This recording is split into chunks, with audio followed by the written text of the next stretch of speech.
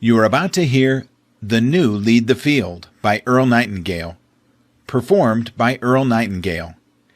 Copyright 2015, BN Publishing. Online at bnpublishing.com.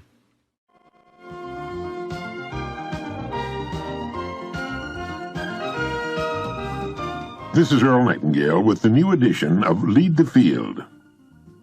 This program is about 12 ideas that will bring order and success into our lives. These ideas will work wonders regardless of what we choose as the main thrust of our lives, for these are the great ideas that have evolved over the centuries, and together they form a constellation by which you and I can safely and successfully navigate. The great Spanish philosopher Ortega reminded us that we human beings are the only creatures on the planet Earth that are born into a natural state of disorientation with our world. That is, while all other creatures are guided by instinct of which they are neither aware nor have the capacity to question, each of us, as human creatures, was given the godlike power to create his or her own life, and each of us does exactly that all the years of his or her life. Every day we put in place actions and ideas that will determine the shape and substance of our tomorrows. For some, those ideas and actions lead inevitably to extraordinary achievement and rewards. For most, they tend to lead to a kind of middle ground in which great numbers of people take their cues from each other without question or consideration. And for some, those actions and ideas lead to repeated frustration and problems as they spend their lives in the bottom layers of the socio-economic pyramid. Success or failure as a human being is not a matter of luck or circumstance or fate or the breaks or who you know or any of the other tiresome old myths and cliches by which the ignorant tend to excuse themselves. It's a matter of following a common-sense paradigm of rules, guidelines anyone can follow. Now, this program, Lead the Field, has changed more lives, brought about more success stories, helped create more millionaires, saved more careers, important jobs, and marriages than any other program ever produced. And the rules we talk about here don't change. They apply to any situation, under any and all circumstances. We never have to say, I wonder what'll work in this particular situation. All we have to do is make these ideas our own. And we begin with what I call the magic word.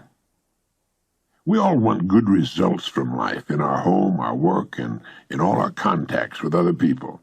And the most important single factor to guarantee good results day in, day out, all the months and years of our lives, is a healthy attitude.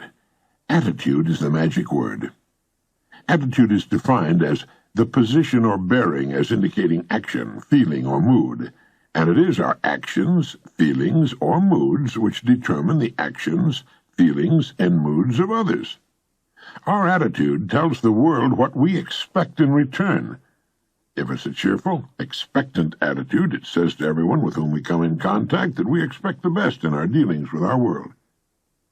You see, we tend to live up to our expectations, and others give to us, as far as their attitudes are concerned, what we expect.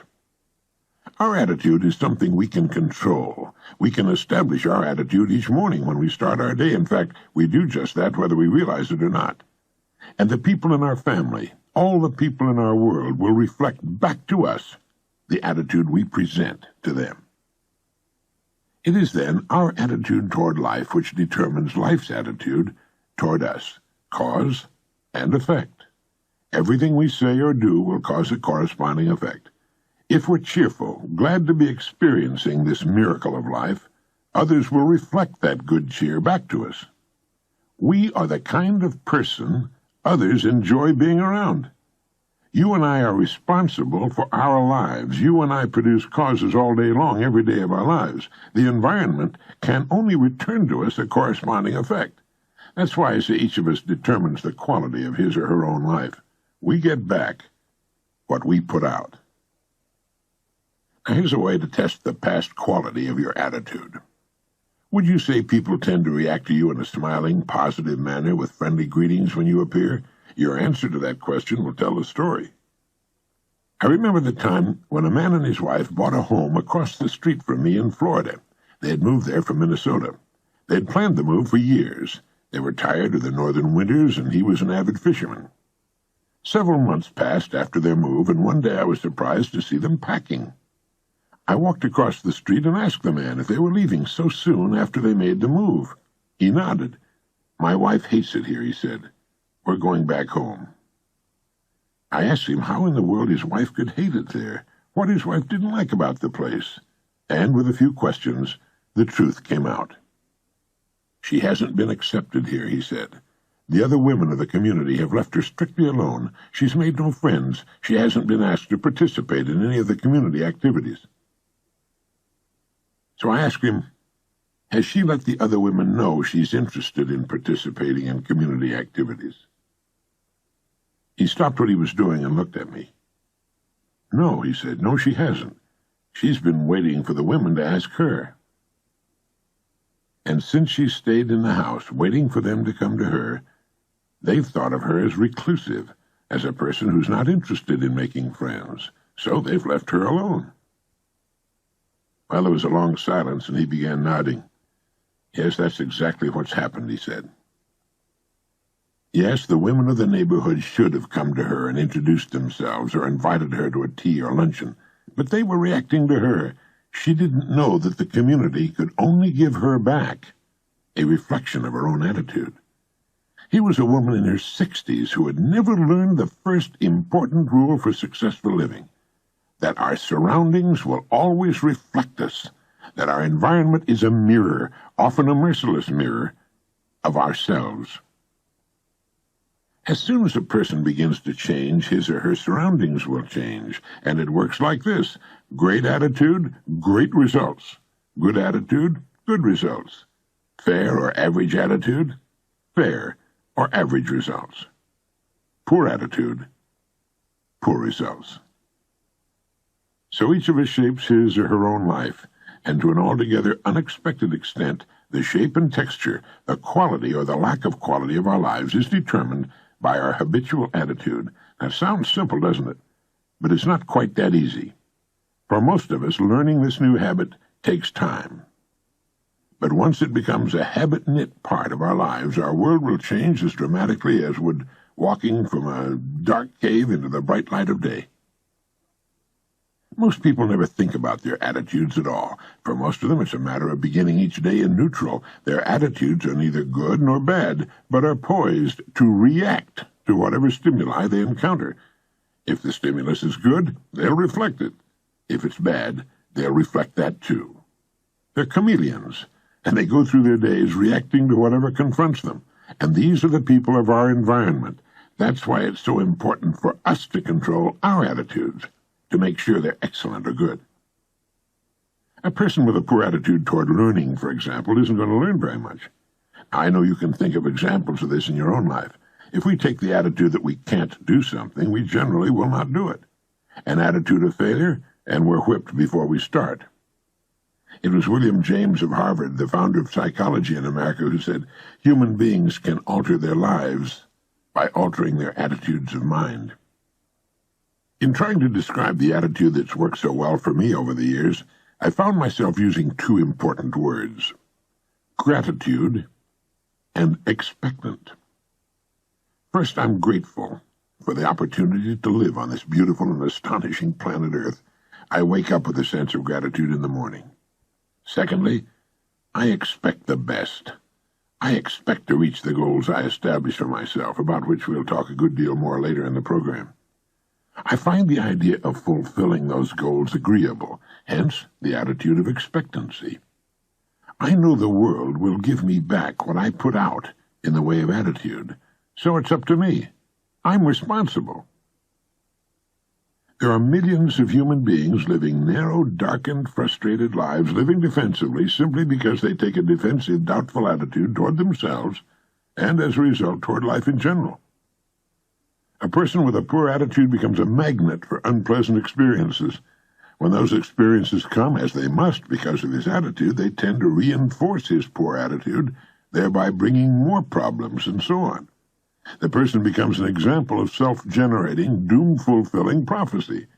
And it's all a matter, believe it or not, of attitude. We get what we expect, and our outlook on life is a kind of paintbrush, and with it we paint our world. It can be bright and filled with hope and satisfaction, or it can be dark and gloomy, lugubrious. It's hard to convince people sometimes that the world they experience is a reflection of their attitude. They take the attitude that if people would only be nice to them, they'd be nice in return. They're like the person sitting in front of the cold stove, waiting for the heat. Until they put in the fuel, there's not going to be any heat. It's up to them to act first. It has to start somewhere. Let it begin with us. Attitude is the reflection of the person inside. Consider for a moment the people who go sailing through life from one success to another and who, when they occasionally fail at something, shrug it off and head right out again. No matter what a person does, wherever you find a person doing an outstanding job and getting outstanding results, you'll find a person with a good attitude. These people take the attitude toward themselves that they can accomplish what they set out to accomplish. They take the attitude that achievement is the natural order of things, and it is. That there's no good reason on earth why they can't be as successful, as competent as anyone else. They have a healthy attitude toward themselves and, as a result, toward life and the things they want to accomplish. And because of that, they accomplish some remarkable things and come to be called successful and outstanding and brilliant and lucky and so on. They're quite frequently no smarter or more talented than most other people, but they have the right attitude. They find their accomplishments not too difficult simply because it seems so few others are really trying or really believe in themselves. As to luck, forget it. Luck is what happens when preparedness meets opportunity, and opportunity is there all the time. A person can be very efficient at his or her work, but if the corresponding excellent attitude isn't present, well, the person's a failure. A robot can do a great job, but only a human being can ennoble work with a great attitude, and by so doing touch it with the magic of humanness, make it come alive and sing, make it truly worthwhile. That, my friend, makes the difference. Successful people come in all sizes, shapes, ages, and colors, and in widely varying degrees of intelligence and education, but they have one thing in common. They expect more good out of life than bad. They expect to succeed more often than they fail, and they do. Now there are things you want, worthwhile things. Take the attitude that there are a lot more reasons why you can reach those goals than fail in the attempt. Go after them, work at it, keep your attitude positive, cheerful, and expectant, and you'll get them, and as you do, you'll grow to new plateaus and be able to accomplish still more. And remember this, our environment, the world in which we find ourselves living and working, is a mirror of our attitudes and expectations. If we feel that our environment could stand some improvement, we can bring about that change for the better by improving our attitude. The world plays no favorites. It's impersonal. It doesn't care who succeeds or who fails, nor does it care if we change. Our attitude toward life doesn't affect the world and the people in it nearly so much as it affects us. It would be impossible to even estimate the number of jobs that have been lost, promotions or good grades missed, sales lost or marriages ruined by poor attitudes.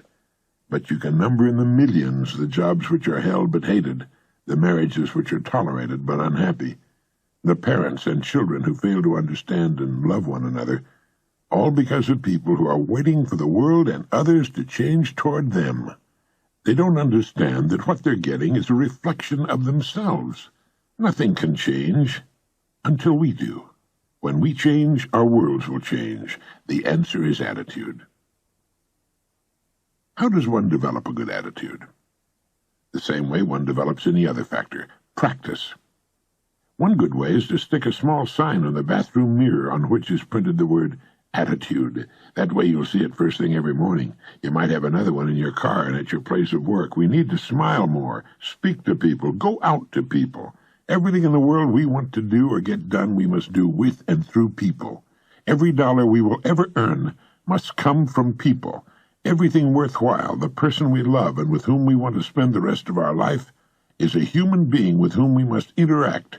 Our children are individuals, each different from any other person who ever lived. And what affects them most is our attitude, the loving kindness they see and feel whenever we're around them. If you begin to develop and hold an attitude that says yes to life and the world, you'll be astonished at the changes you'll see. Someone once said, "Life is dull only to dull people." It's true, of course. It's also true that life is interesting only to interesting people, and life is successful only for successful people. We must be the epitome, the embodiment. We must radiate success before it'll come to us. We must first become mentally, from an attitude standpoint, the people we wish to become. Many years ago, a famous Los Angeles restaurateur was asked by a newspaper reporter, "When did you become successful?" And he replied, "I was successful when I was dead broke. I knew what I wanted to do, and I knew I'd do it. It was only a matter of time." He had a successful attitude long before the success he sought had become a reality. The great German philosopher and writer Goethe put it this way: "Before you can do something, you must be something." But let me prove my point by giving you a test. If you will conscientiously go about the test I'll outline and concentrate on it every day, you will find yourself becoming lucky, as the uninitiated call it. All sorts of wonderful things will begin happening in your life, and it'll show you what a great attitude can mean. So here's the test. Treat every person with whom you come in contact as the most important person on earth. Now, you do that for 3 excellent reasons. 1, as far as every person is concerned, he or she is the most important person on earth. 2, because that's the way human beings ought to treat each other. And 3, by treating everyone this way, we begin to form an important habit. There's nothing in the world that men, women, and children want and need more than self-esteem, the feeling that they're important, that they're recognized, that they're needed, that they count and are respected. They will give their love, their respect, and their business to the person who fills this need, even if it's a short encounter. Have you ever noticed that the higher you go in any organization of value, the nicer the people seem to become? It works this way. The bigger the people, the easier it is to talk to them, to get along with them, and work with them. So they naturally matriculate to the top. It's their attitudes. And the people with great attitudes just naturally gravitate to the top of whatever business or department they're in. They don't have great attitudes because of their positions. They have their positions largely because of their great attitudes. For the purposes of this test, act toward others in exactly the same manner that you want them to act toward you. Treat the members of your family as the very important people they really are, the most important in the world. Carry out into the world each morning the kind of attitude you'd have if you were the most successful person on earth. Notice how quickly it develops into a habit. And almost immediately a change will be noticed. Irritations that used to frustrate you begin to disappear. When some less informed person gives you a bad time, don't let his poor attitude infect yours. Keep yours in hand. Keep it good. Keep cool, above it all, and smiling. If someone cuts in front of your car or acts in any other manner that shows a lack of courtesy, don't react as he would. Smile it off. Destructive emotions such as anger, hatred, or jealousy don't hurt others. They hurt you. They can make your life miserable. They can make you sick. Forgive everyone who ever hurt you. Really forgive them. And then forgive yourself. That's all past. Stewing over it, exhuming it, can only make you sick. Forgive and forget it. Get rid of it. You've risen above that sort of thing. And as you develop a great attitude, you'll probably realize that you've already placed yourself on the road to what you seek. You're well on your way. It makes no difference how successful you may have been in the past. You'll be delighted with the ease and comfort of your new life. The bad or poor attitudes of others can be as infectious as the common cold. It's important that we look on them in this light, as infectious conditions that can only end by hurting and annoying us if we allow ourselves to catch them.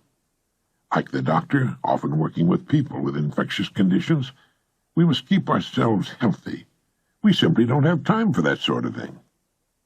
Whoever started the cliché, "life's too short," certainly knew what he or she was talking about. It really is too short, much too short, to spend any of our valuable time mimicking the attitudes of others, unless they're good. A great attitude does much more than turn on the lights in our worlds. It seems to magically connect us to all sorts of serendipitous opportunities that were somehow absent before the change. Maybe that's what people mean when they say we're lucky. Suddenly we do find ourselves getting the so-called breaks, but it's really nothing more than this new connection with the world that comes with a great attitude. We find ourselves doing more and doing it in less time. We put ourselves directly in the path of all kinds of serendipitous happenings. When you begin to develop a better attitude, you should realize that you've already placed yourself in the top 5% of the people, the most successful people on earth. You've placed yourself on the road to what you seek. You've prepared the ground. You've only to plant the seed. Now, in summing up, here are a few points to keep in mind. First, it's our attitude at the beginning of a difficult task which, more than anything else, will bring about its successful outcome. Secondly, our attitudes toward others determine their attitudes toward us. We're all interdependent. The success we achieve in life will depend largely on how well we relate to others. Thirdly, before you can achieve the kind of life you want, you must think, act, talk, and conduct yourself in all of your affairs as would the person you wish to become. Keep a mental picture of that person before you as often as you can during the day. And fourthly, remember that the higher you go in any organization of value, the better the attitudes you'll find, and that attitudes are not the result of success. Success is the result of great attitudes. And finally, the deepest craving of the human being is for recognition and self-esteem, to be needed, to feel important, to be recognized and appreciated. That includes our loved ones and all the people with whom we come in contact during our days. To make these important principles a habit-knit part of our lives, here are some suggestions. Since our minds can hold only one thought at a time, make the thoughts you hold constructive and positive. Look for the best in people and ideas. Be constantly alert for new ideas you can put to use in your life. Don't waste time talking about your problems to people who can't solve them, or your health unless it's good, or you're talking to your doctor. It won't help you. It cannot help others. Radiate the attitude of well-being and confidence, the attitude of the person who knows where he or she's going. You'll find all sorts of good things happening to you. And lastly, treat everyone with whom you come in contact as the most important person on earth. Start this habit, practice it consistently, and you'll do it and benefit from it for the rest of your life. Thank you.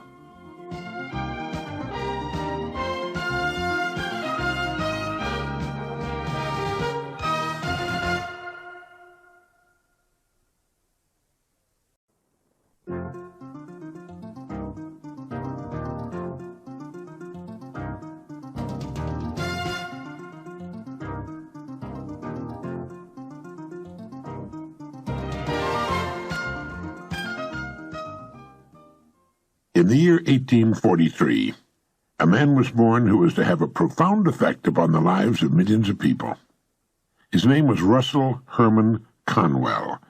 He became a lawyer, then a newspaper editor, and finally a clergyman. It was during his church career that an incident occurred which was to change his life and the lives of countless others. One day a group of young people came to Dr. Conwell at his church and asked him if he'd be willing to instruct them in college courses. They all wanted a college education but lacked the money to pay for it. He told them to let him think about it and come back in a few days. After they left, an idea began to form in Dr. Conwell's mind. He asked himself, why couldn't there be a fine college for poor but deserving young people? And before very long the idea consumed him. Why not indeed? It was a project worthy of 100% dedication, complete commitment, and almost single-handedly Dr. Conwell raised several $1 million with which he founded Temple University, today one of the country's leading schools. He raised the money by giving more than 6,000 lectures all over the country, and in each one of them he told a story called Acres of Diamonds. It was a true story, which had affected him very deeply, and it had the same effect on his audiences. The money he needed to build the college came pouring in. The story was the account of an African farmer who heard tales about other farmers who had made millions by discovering diamond mines. These tales so excited the farmer that he could hardly wait to sell his farm and go prospecting for diamonds himself. So he sold the farm and spent the rest of his life wandering the African continent, searching unsuccessfully for the gleaming gems which brought such high prices on the markets of the world. Finally, the story goes, worn out and in a fit of despondency, he threw himself into a river and drowned. Meanwhile, back at the ranch, or farm in this case, the man who had bought his farm happened to be crossing the small stream on the property when suddenly there was a bright flash of blue and red light from the stream bottom. He bent down, picked up the stone. It was a good-sized stone, and admiring it, later put it on his fireplace mantel as an interesting curiosity. Several weeks later, a visitor picked up the stone, looked closely at it, hefted it in his hand, and nearly fainted. He asked the farmer if he knew what he'd found. When the farmer said no, that he thought it was a piece of crystal, the visitor told him he had found one of the largest diamonds ever discovered. Well, the farmer had trouble believing that. He told the man that his creek was full of such stones, not as large perhaps as the one on the mantel, but, well, they were sprinkled generously throughout the creek bottom. Needless to say, the farm the first farmer had sold so that he might find a diamond mine turned out to be the most productive diamond mine on the entire African continent. The first farmer had owned, free and clear, acres of diamonds, but had sold them for practically nothing in order to look for them elsewhere. Well, the moral is clear. If the first farmer had only taken the time to study and prepare himself, to learn what diamonds looked like in their rough state, and since he had already owned a piece of the African continent, to thoroughly explore the property he had before looking elsewhere, all of his wildest dreams would have come true. Now, the thing about this story that so profoundly affected Dr. Conwell and subsequently millions of others was the idea that each of us is at this moment standing in the middle of his or her own acres of diamonds. If we'll only have the wisdom and patience to intelligently and effectively explore the work in which we're now engaged, to explore ourselves, we'll usually find the riches we seek, whether they be financial or intangible or both. Before we go running off to what we think are greener pastures, let's make sure that our own is not just as green or perhaps even greener. It's been said that if the other guy's pasture appears to be greener than ours, it's quite possible that it's getting better care. Besides, while we're looking at other pastures, other people are looking at ours. There are few things more pitiful to my mind than the person who wastes his life running from one thing to another, forever looking for the pot of gold at the end of the rainbow, and never staying with one thing long enough to find it. No matter what your goal may be, perhaps the road to it can be found in the very thing you're now doing. It wasn't until he was completely paralyzed by polio and forced to reach into the rich resources of his mind that a courageous farmer got the idea of producing exceptionally good meat products on his farm. From that idea, one of the country's most successful meat-packing companies was born. His farm contained acres of diamonds, too. He just never had to dig for them before. Your mind is your richest resource. Let it thoroughly explore the possibilities lurking in what you're presently doing before turning to something new. I say that because there were probably good reasons for your having chosen your present work in the beginning. If there weren't, and if you're unhappy in the field you're in, well, then perhaps it's time for some serious exploration. Dr. Russell Conwell's life is a living example of the importance of a willingness to change once one's own pasture has been thoroughly explored. I said that Dr. Conwell began as a lawyer, then later changed to become a newspaper editor, before he finally found his true calling as a clergyman and the founder of a great university. One of the best examples of a person finding acres of diamonds hiding in his work is Stu Leonard of Connecticut. He began as a dairy route delivery man.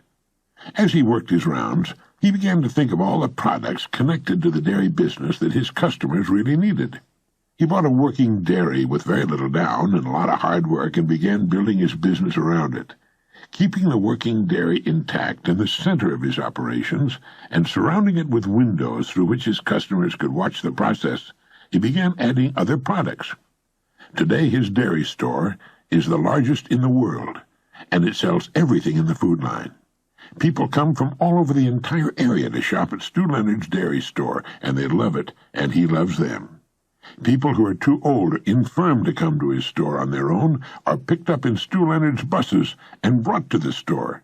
He has a multi-million-dollar business that grew out of a delivery route. The diamonds were there, and Stu Leonard made the most of them. Every kind of work has such opportunity lurking within it. The opportunities are there now, clamoring to be noticed, but they cannot speak or print signs for us to read. Our part of the bargain is to look at our work with new eyes, with the eyes of creation. Teilhard de Chardin said, "It is our duty as men and women to proceed as though limits to our abilities do not exist. We are collaborators in creation." A man I knew in Arizona began with a small gas station. One day, sitting at his desk and watching through the window while one of his young attendants filled a man's gas tank, he watched the customer while he stood about waiting for the job to be finished. It dawned upon him that that man had money in his pockets, and there were things he needed or wanted that he'd pay for if they were conveniently displayed where he could see them. So he began adding things: fishing tackle, then fishing licenses, hunting and camping equipment, rifles, shotguns, ammunition, hunting licenses. He found an excellent line of aluminum fishing boats and trailers. He began buying up the contiguous property around him. Then he added an auto parts department. He'd always carried cold soft drinks and candy, but now he added an excellent line of chocolates in a refrigerated case. Before long, he sold more chocolates than anyone else in the state. He carried thousands of things his customers could buy while waiting for their cars to be serviced. All the products he sold also guaranteed that most of the gas customers in town would come to his station. He sold more gas. He began cashing checks on Friday, and the bonanza grew and grew. It all started with a man with a human brain watching a customer standing around with money in his pockets and nothing to spend it on. Others would have lived and died with the small service station, and they do. My friend saw the diamonds. Both my friend in Arizona and Stu Leonard in Connecticut are customer-oriented. Serve the customer. Serve the customer better than anyone else is serving the customer. Stu Leonard has his company policy conspicuously displayed in his store for all to read, and it goes like this. Rule number 1, the customer is always right. Rule number 2, if you think the customer is wrong, read rule number 1 again. Many service station operators, upon seeing a wealthy customer drive in, might say to themselves, "I ought to be in his business." Not so. There's just as much opportunity in one business as another, if we'll only stop playing copycat with each other and begin to think creatively, begin to think in new directions. It's there, believe me, and it's our job to find it. Take the time to stand off and look at your work as a stranger might, and ask, why does he do it that way? Has he noticed how what he's doing might be capitalized upon or multiplied? If you're happy with things as they are, then by all means keep them that way. But there's great fun in finding diamonds hiding in ourselves and in our work. We never get bored or blasé or find ourselves in a rut. A rut, we're reminded, is really nothing more than a grave with the ends kicked out. Some of the most interesting businesses in the world grew out of what was originally a very small idea in a very small area. If something is needed in one town, then the chances are it's also needed in all towns and cities all over the country. You might also ask yourself, how good am I at what I'm presently doing? Do you know all there is to know about your work? Would you call yourself a first-class professional at your work? How would your work stand up against the work of others in your line? The educator and author J.B. Matthews wrote, "Unless a person has trained himself for his chance, the chance will only make him ridiculous. A great occasion is worth to a man exactly what his preparation enables him to make of it." I'm sure Dr. Matthews intended to include the female half of the world in that statement. I'm often appalled by how little people know about the business they're in. "That's not my department," they'll say. I suppose if they see a fire starting in someone else's department, they wouldn't report it. Most real estate people don't sell homes and property. They show homes and property, something a 6-year-old child could do. They often know nothing at all about selling or marketing, yet they call themselves real estate professionals. They're actually tour guides. "This is the living room," they say to intelligent men and women who already know what a living room looks like. Someone, come to think of it, I think it was me, once wrote that the human race is much like a convoy in time of war. The whole menagerie is slowed down to protect the slowest ships, and they march on in that dusty valley, unmindful of the diamonds beneath their feet. The first thing we need to do to become a diamond miner is to break away from the crowd and quit assuming that because people in the millions are living that way, it must be the best way. It is not the best way. It's the average way. The people going the best way are way out in front. They're so far ahead of the crowd you can't even see their dust anymore. They're the people who live and work on the leading edge, the cutting edge, and they mark the way for all the rest. We have a choice to make, really, you and I. It takes imagination, curious imagination, to know that diamonds don't look like cut and polished gemstones in their rough state, nor does a pile of iron ore look like stainless steel. To prospect your own acres of diamonds, develop a faculty we might call intelligent objectivity, the faculty to stand off and look at your work as a person from Mars might look at it. Within the framework of what industry or profession does your job fall? Do you know all you can about your industry or profession? Isn't it time for a refreshing change of some kind? How can the customer be given a better break? Each morning ask yourself, how can I increase my service today? There are rare and very marketable diamonds lurking all around me. Have I been looking for them, examining every facet of my work and of the industry or profession in which it has its life? There are better ways to do what I'm presently doing. What are they? How will my work be performed 20 years from now? Everything in the world is in a state of evolution and improvement. How can I do what will eventually be done anyway now? Think of what Stu Leonard did with his dairy route, and my Arizona friend with his small service station, what Famous Amos did with his chocolate chip cookies, what Procter & Gamble did with soap. Sure, there's risk involved. There's no growth of any kind without risk. We start running risks when we get out of bed in the morning. Risks are good for us. They bring out the best that's in us. They brighten the eye and get the mind cooking. They quicken the step and put a new shining look on our days. Human beings should never be settled. It's okay for chickens and cows and cats, but it's wrong for human beings. People start to die when they become settled. We need to keep things stirred up. Back in 1931, Lloyd C. Douglas, the world-famous novelist who wrote The Robe, Magnificent Obsession, and other best-selling books, wrote a magazine article titled Escape. Now, in that article, Douglas asked, who of us has not at some time toyed briefly with the temptation to run away? If all the people who have given that idea the temporary hospitality of their imagination were to have acted upon it, few would be living at their present addresses. And of the small minority who did carry the impulse into effect, it's doubtful if many ever disengaged themselves as completely as they had hoped from the problems that hurled them forth. More often than otherwise, it may be surmised, they packed up their troubles in their old kit bags and took them along. The point of the article was simply, don't try to run away from your troubles. Overcome them. Prevail right where you are. What we're really after is not escape from our perplexities and frustrations, but a triumph over them. And one of the best ways to accomplish that is to get on course and stay there, restate and reaffirm your goal, the thing you want most to do, the place in life you want most to reach. See it clearly in your mind's eye, just as you can envision the airport in Los Angeles when you board your plane in New York. Or like a great ship in a storm, just keep your heading and your engines running. The storm will pass, although sometimes it seems that it never will. And one bright morning you'll find yourself passing the harbor light. Then you can give a big sigh of relief, rest a while, and almost before you know it, you'll find your eyes turning seaward again. You'll think of a new harbor you'd like to visit, a new voyage upon which to embark. And once again you'll set out.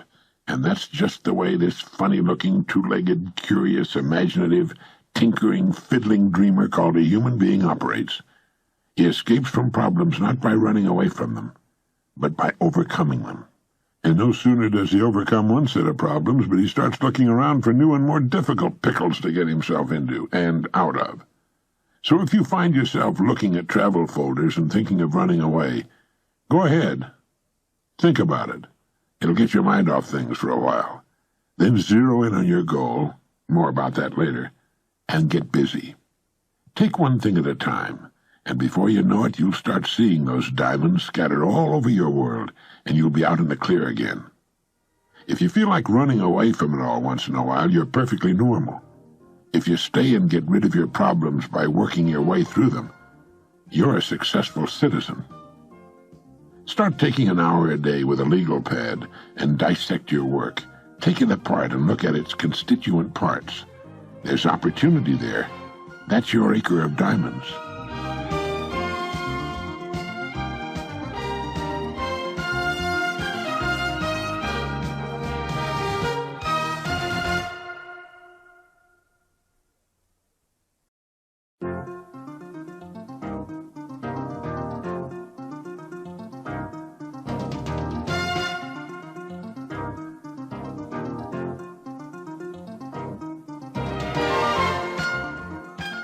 The stories of people achieving unusual success despite all manner of handicaps never fail to capture our attention. They're inspirational, to be sure, but they're much more than that if we study them closely. The boy whose legs were terribly burned and who was told he'd be lucky to ever walk again becomes a champion track star. The woman, blind and deaf from birth, becomes one of the most inspirational figures of the century. And the poor children, who rise to fame and fortune, have nearly become commonplace. In this age of unprecedented immigration, we read and see on television examples of people who arrived in this country without any money and without knowing a word of English, and who, within a surprisingly short time, have become wonderfully successful. In fact, the typical Korean family that has emigrated to the United States during the past 20 years has a higher average income than the average American family that was born and went to school here. Now, how does that happen? Freedom, personal liberty, is the most precious thing on earth. It is also one of the rarest, hence its great value. People who manage to get to America despite mountainous problems and miles of red tape often find themselves free for the first time in their lives. It's a joyous, wonderful experience for them, and in this newfound freedom they set to work to find a place for themselves. They go to work serving their new country and its people. Time means nothing to them, but being free to pursue their own ends in the richest, freest country on the planet is everything. They all go to work, and they work hard, and their work is excellent, first class, as good as they can do it, and it's priced fairly. You don't see them marching, demanding higher pay or shorter hours. All they want is the opportunity, and once that's theirs, they make the most of it. In New York City, a Korean family managed to buy a small convenience grocery store in Midtown Manhattan. The first thing they did was clean it. It sparkled with cleanliness. Then they stocked it with everything they felt the people in their area wanted in the way of things you find in a grocery store. They were open early in the morning. They stayed open late at night. They never failed to smile and give a friendly greeting to their customers. Naturally, they became wonderfully successful. They were open 7 days a week. One day, customers coming to the store found it closed, and on the door was a sign giving the reason why. It read, "We've gone to Yale University to watch our son graduate." That's an American story. The true story of people who found joy in freedom and in the opportunity to serve their fellow man and make the most of it. What sets these people with such vast handicaps, such as not knowing the language, not knowing the right people, not having any money?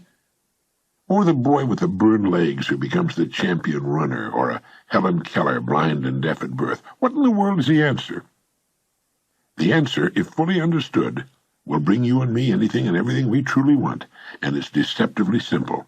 We touched on it in our last message. Perhaps it's too simple. The people we've talked about here, and the thousands currently doing the same thing all over the country, are in possession of something the average American doesn't have. They have goals. They have a burning desire to succeed despite all handicaps. They know exactly what they want. They think about it every day of their lives. It gets them up in the morning, and it keeps them giving their very best all day long. It's the last thing they think about before dropping off to sleep at night. They have a vision of exactly what they want to do, and that vision carries them over every obstacle. This vision, this dream, this goal, invisible to all the world except the person holding it, is responsible for perhaps every great advance and achievement of humankind. It's the underlying motive for just about everything we see about us. Everything worthwhile achieved by men and women is a dream come true, a goal reached. It's been said that what the mind can conceive and believe, it can achieve. It's the fine building where before there was an empty lot or an ancient eyesore. It's the bridge spanning the bay. It's landing on the moon. And it's that little convenience store in Midtown Manhattan. It's the lovely home on a tree-shaded street and the young person accepting the diploma. It's the new baby in its mother's arms. It's a low golf handicap and a position reached in the world of business. It's a certain income attained or amount of money invested. What the mind can conceive and believe, it can achieve. We become what we think about. And when we're possessed by an exciting goal, we reach it. That's why it's been said, be choosy, therefore, what you set your heart upon, for if you want it strongly enough, you'll get it. Amen to that. It's been said that Americans can have anything they want. The trouble is they don't know what they want. Oh, they want little things. They want a new car. They get it. They want a new refrigerator. They get it. They want a new home, and they get it. The system never fails for them, but they don't seem to understand that it is a system, nor that if it'll work for a refrigerator or a new car, it will work for anything else they want very much, just as well. Perhaps that's best. People come in all shapes and sizes and with goals of infinitely varying specifications, if they have goals at all. Once a person fully and emotionally understands that the goals that are important to him or her can become real in his or her life, well, it's like opening a jack-in-the-box. All sorts of interesting and exciting things begin to happen. Quite often we become truly alive for the first time in our lives. We look back at our former lives and realize we were shuffling along in a kind of lockstep, that we were actually taking our cues from those about us in the unspoken assumption that we're all alike, when nothing could be farther from the truth. We are not all alike. Each of us is quite different, with different abilities, different genetic profiles, different wants in life. What will wonderfully satisfy one particular family and represent complete success for them would be considered failure for another family. All because of their different aspirations, their different plateaus in life, the difference in their lifestyles, upbringings, education. Every facet of our environment as youngsters has an effect upon us and helps to set our course in life. The youngster who knew poverty as a child might aspire to be rich. He might overcompensate because of the desolation of his youth, while another young man raised in an upper-middle-class family who always had just about everything he wanted might settle for a very middle-class adulthood. Things we've always had aren't as important to us as they are to those who've been without them. We talked about freedom on the preceding message and how dear it is to those who never had it, while most Americans take it for granted and never even think about it. If you ask most Americans what the most important thing in the world is for a human being, chances are they'd seldom come up with freedom. Yet as Archibald MacLeish wrote in his fine play, The Secret of Freedom, the secret of happiness is freedom, and the secret of freedom, courage. To understand the subject and the importance of goal setting, we have to realize that it's the very basis of any success. It is, in fact, the very definition of success. The best definition of success I've ever found goes like this. Success is the progressive realization of a worthy goal, or in some cases, the pursuit of a worthy ideal. If you'll give these definitions some thought, I think you'll agree with me. Success is the progressive realization of a worthy goal. That's a beautiful definition of success. It means that anyone who's on course toward the fulfillment of a goal is successful. now. Success doesn't lie in the achievement of a goal, although that's what the world considers success. It lies in the journey toward the goal. We're successful as long as we're working towards something we want to bring about in our lives. That's when the human being is at his or her best. That's what Cervantes meant when he wrote, "The road is better than the inn." Quite often romantic stories end with the loving couple getting married. That's just the beginning of the real story.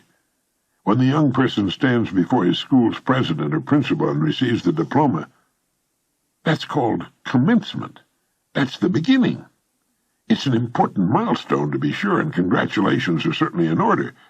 But where are you going from there?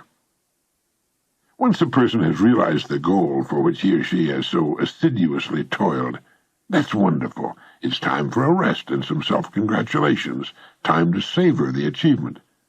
But we're no longer successful, by my definition, until we set a new higher goal toward which to work.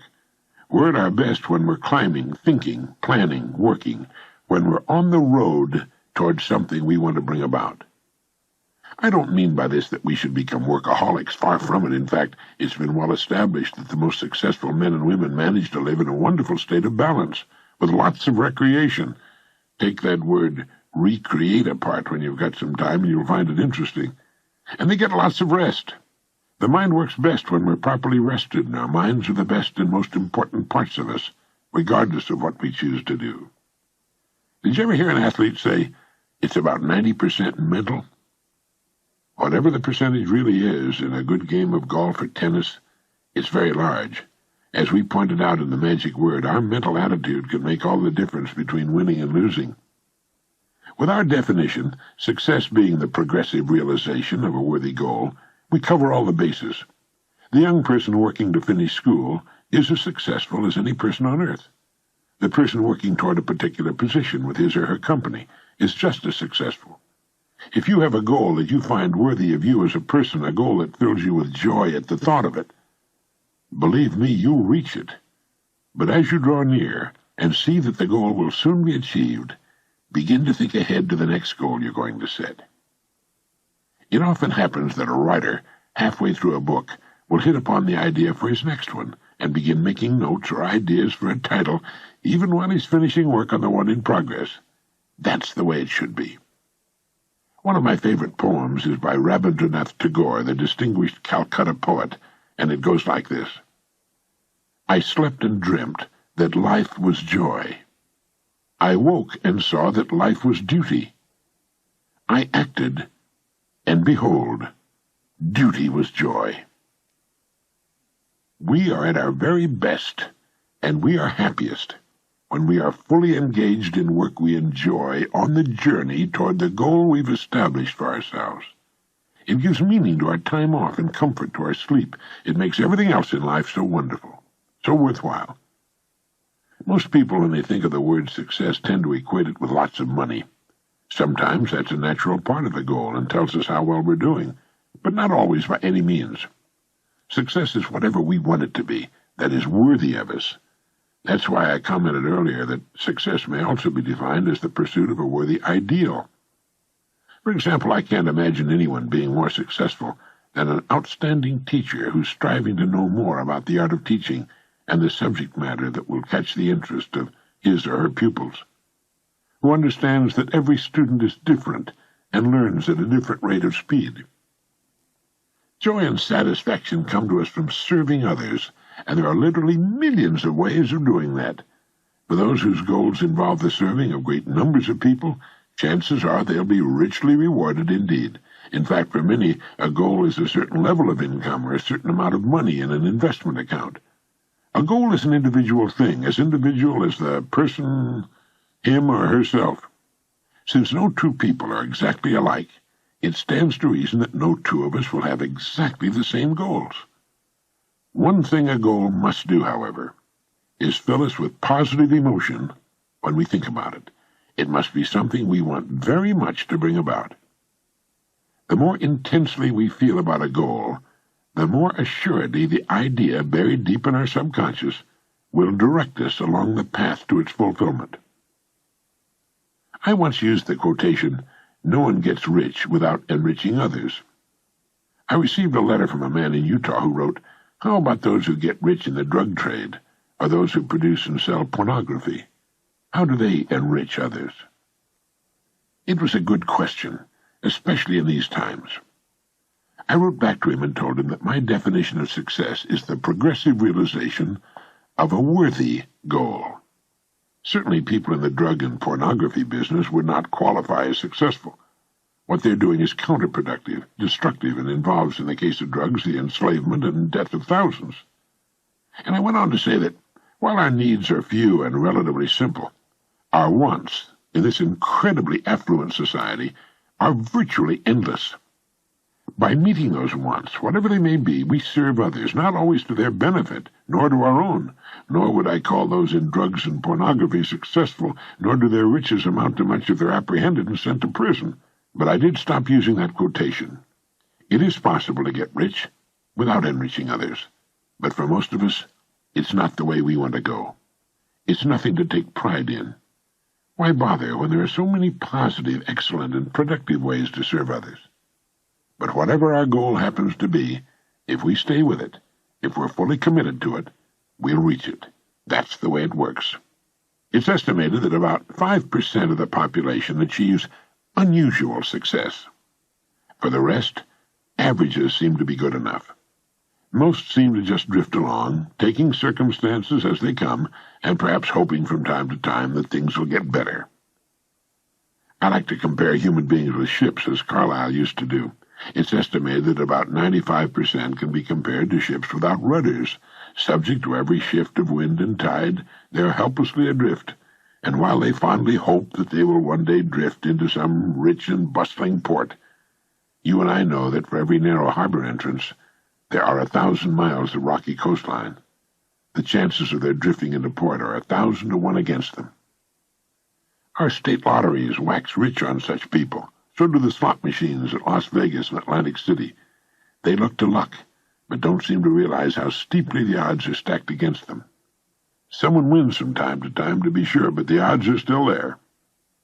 But the 5% who have taken the time and exercised the discipline to climb into the driver's seat of their lives, who have decided upon a challenging goal to reach and fully committed themselves to reaching it, sail straight and far across the deep oceans of life, reaching one port after another, and accomplishing more in just a few years than the rest accomplish in a lifetime.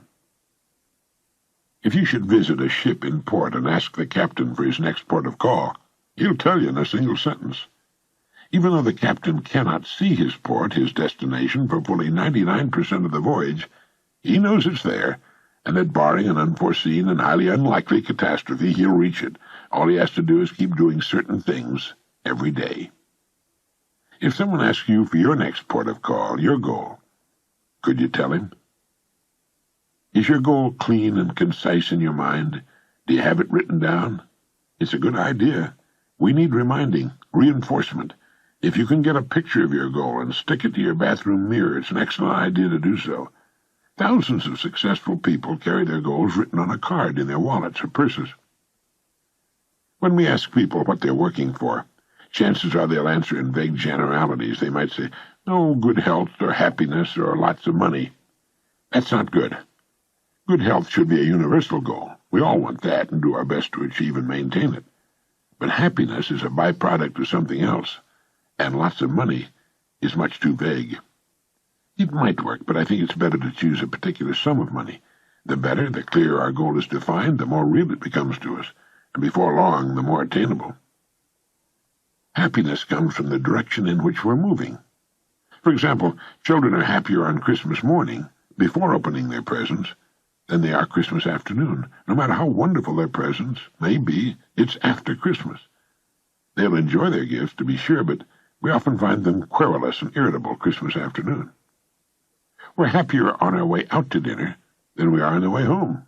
We're happier going on vacation than we are coming home from it. And we're happier moving toward our goals than even after they've been accomplished, believe it or not. That's why it's so important to set new goals as soon as the current one is realized, and we should never stop this process. All the days of our lives we should be engaged in moving toward earning and looking forward to a new plateau on which to stand, a new goal to accomplish. If you, like so many millions of Americans, don't know what it is you want sufficiently to name as your primary goal, I recommend you make out a want list. Take a notepad, go off by yourself and write down the things you'd really like to have very much, or do. One might be a beautiful new home, or a trip around the world, a visit to some special country or place. You might be yearning for a sailboat or a motor yacht, or if you're an avid fisherman, you might want to go salmon fishing in Alaska or trout fishing in New Zealand. It might be a business of your own or a particular position with your company. It might be a certain income that will permit you to live the way you'd like to live, or, as I said earlier, a certain amount of money in good investments or in a savings account. How about a special make of car or an addition to your present home? Just write down everything you can think of that you would really like to see come about in your life. Then, when you've exhausted your wants, go over the list again and number the items in the order of their importance. Then make number 1 your present goal. Listen to this message often, as I hope you'll listen to all the messages until they become a habit-knit way of thinking and doing things. Believe me, the system works. It works every time. Life plays no favorites. If anyone can succeed, and millions do, so can you. Of one thing you may be sure, you will become what you think about. If your thinking is circular and chaotic, your life will reflect that chaos. But if your thinking is orderly and clear, if you have a goal that's important for you to reach, then reach it. You will. One goal at a time. That's important. That's where most people unwittingly make their mistake. They don't concentrate on a single goal long enough to reach it before they're off on another track, then another, with the result that they achieve nothing but confusion and excuses. I started looking for the so-called secret of success when I was 12 years old. I read every book I could find on the subject. I studied psychology and sociology. I studied the great religions of the world, and I read the world's greatest philosophers. And all of a sudden, many years later, I realized that in the hundreds of lives I'd studied, in the countless books I'd read, a plain and simple truth had kept appearing. It's believed that no one can learn anything until he or she is ready for it, and apparently I was finally ready, in my late 20s, to finally see for the first time the secret I had searched for so long. It was simply this: we become what we think about. You see, you are at this moment the living embodiment of the sum total of your thoughts to this point in your life. You can be nothing else. Similarly, 5 years from now, you'll be the sum total of your thoughts to that point in time. But you can control your thoughts. You can decide upon that, on which you wish to concentrate, about what you think about from this point forward, and you will become that. You will realize that goal as sure as anything on earth can be sure. That's why having a goal toward which to work is so very important. It gives our minds a focus and our lives direction. By thinking every morning, every night, and as many times during the day as you can about this exciting single goal we've established for ourselves, we actually begin moving toward it and bringing it toward us. When we concentrate our thinking, it's like taking a river that's twisting and turning and meandering all over the countryside and putting it into a straight, smooth channel. Now it has power, direction, economy, speed. Several billions of human beings would give anything they have to enjoy the freedom and personal liberty you and I take for granted, to have the right to choose their work and their goals, to enjoy our bountiful standard of living, our educational system, to know the peace and privacy of our homes, and to have laws which protect the citizen rather than persecute him. We have it all, yet in the midst of our plenty, millions lead unhappy, aimless lives. They live in tiny prisons of their own fashioning. These are the people who don't know that each of us, each one of us, not the economy, or fate, or luck, or the breaks, each one of us is in charge of his or her own life.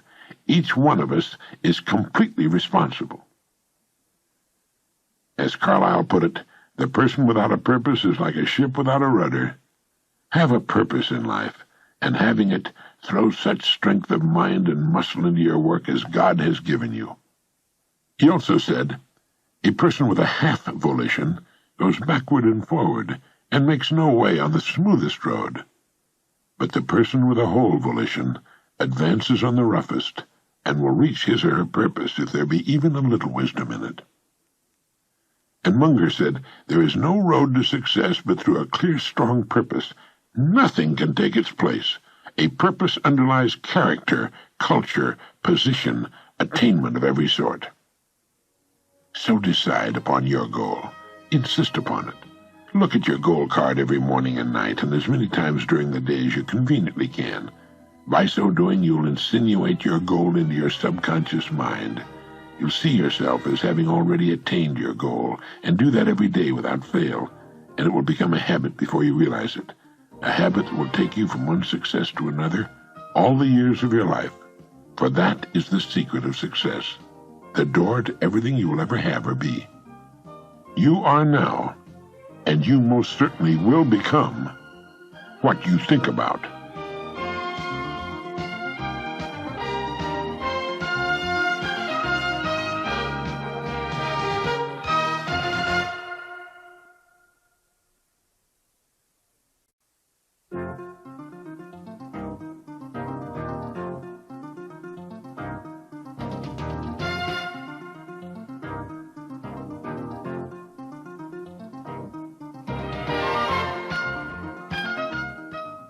All creatures at birth are supplied with everything they need for successful survival. All creatures except one are supplied with a set of instincts that will do the job for them, and because of that, they don't need much of a brain. Take the magnificent bald eagle, for example. My wife and I saw dozens of them on a recent fishing trip in Alaska. To see one of them come swooping down and pluck a live and sizable fish from the water on a single pass is astonishing.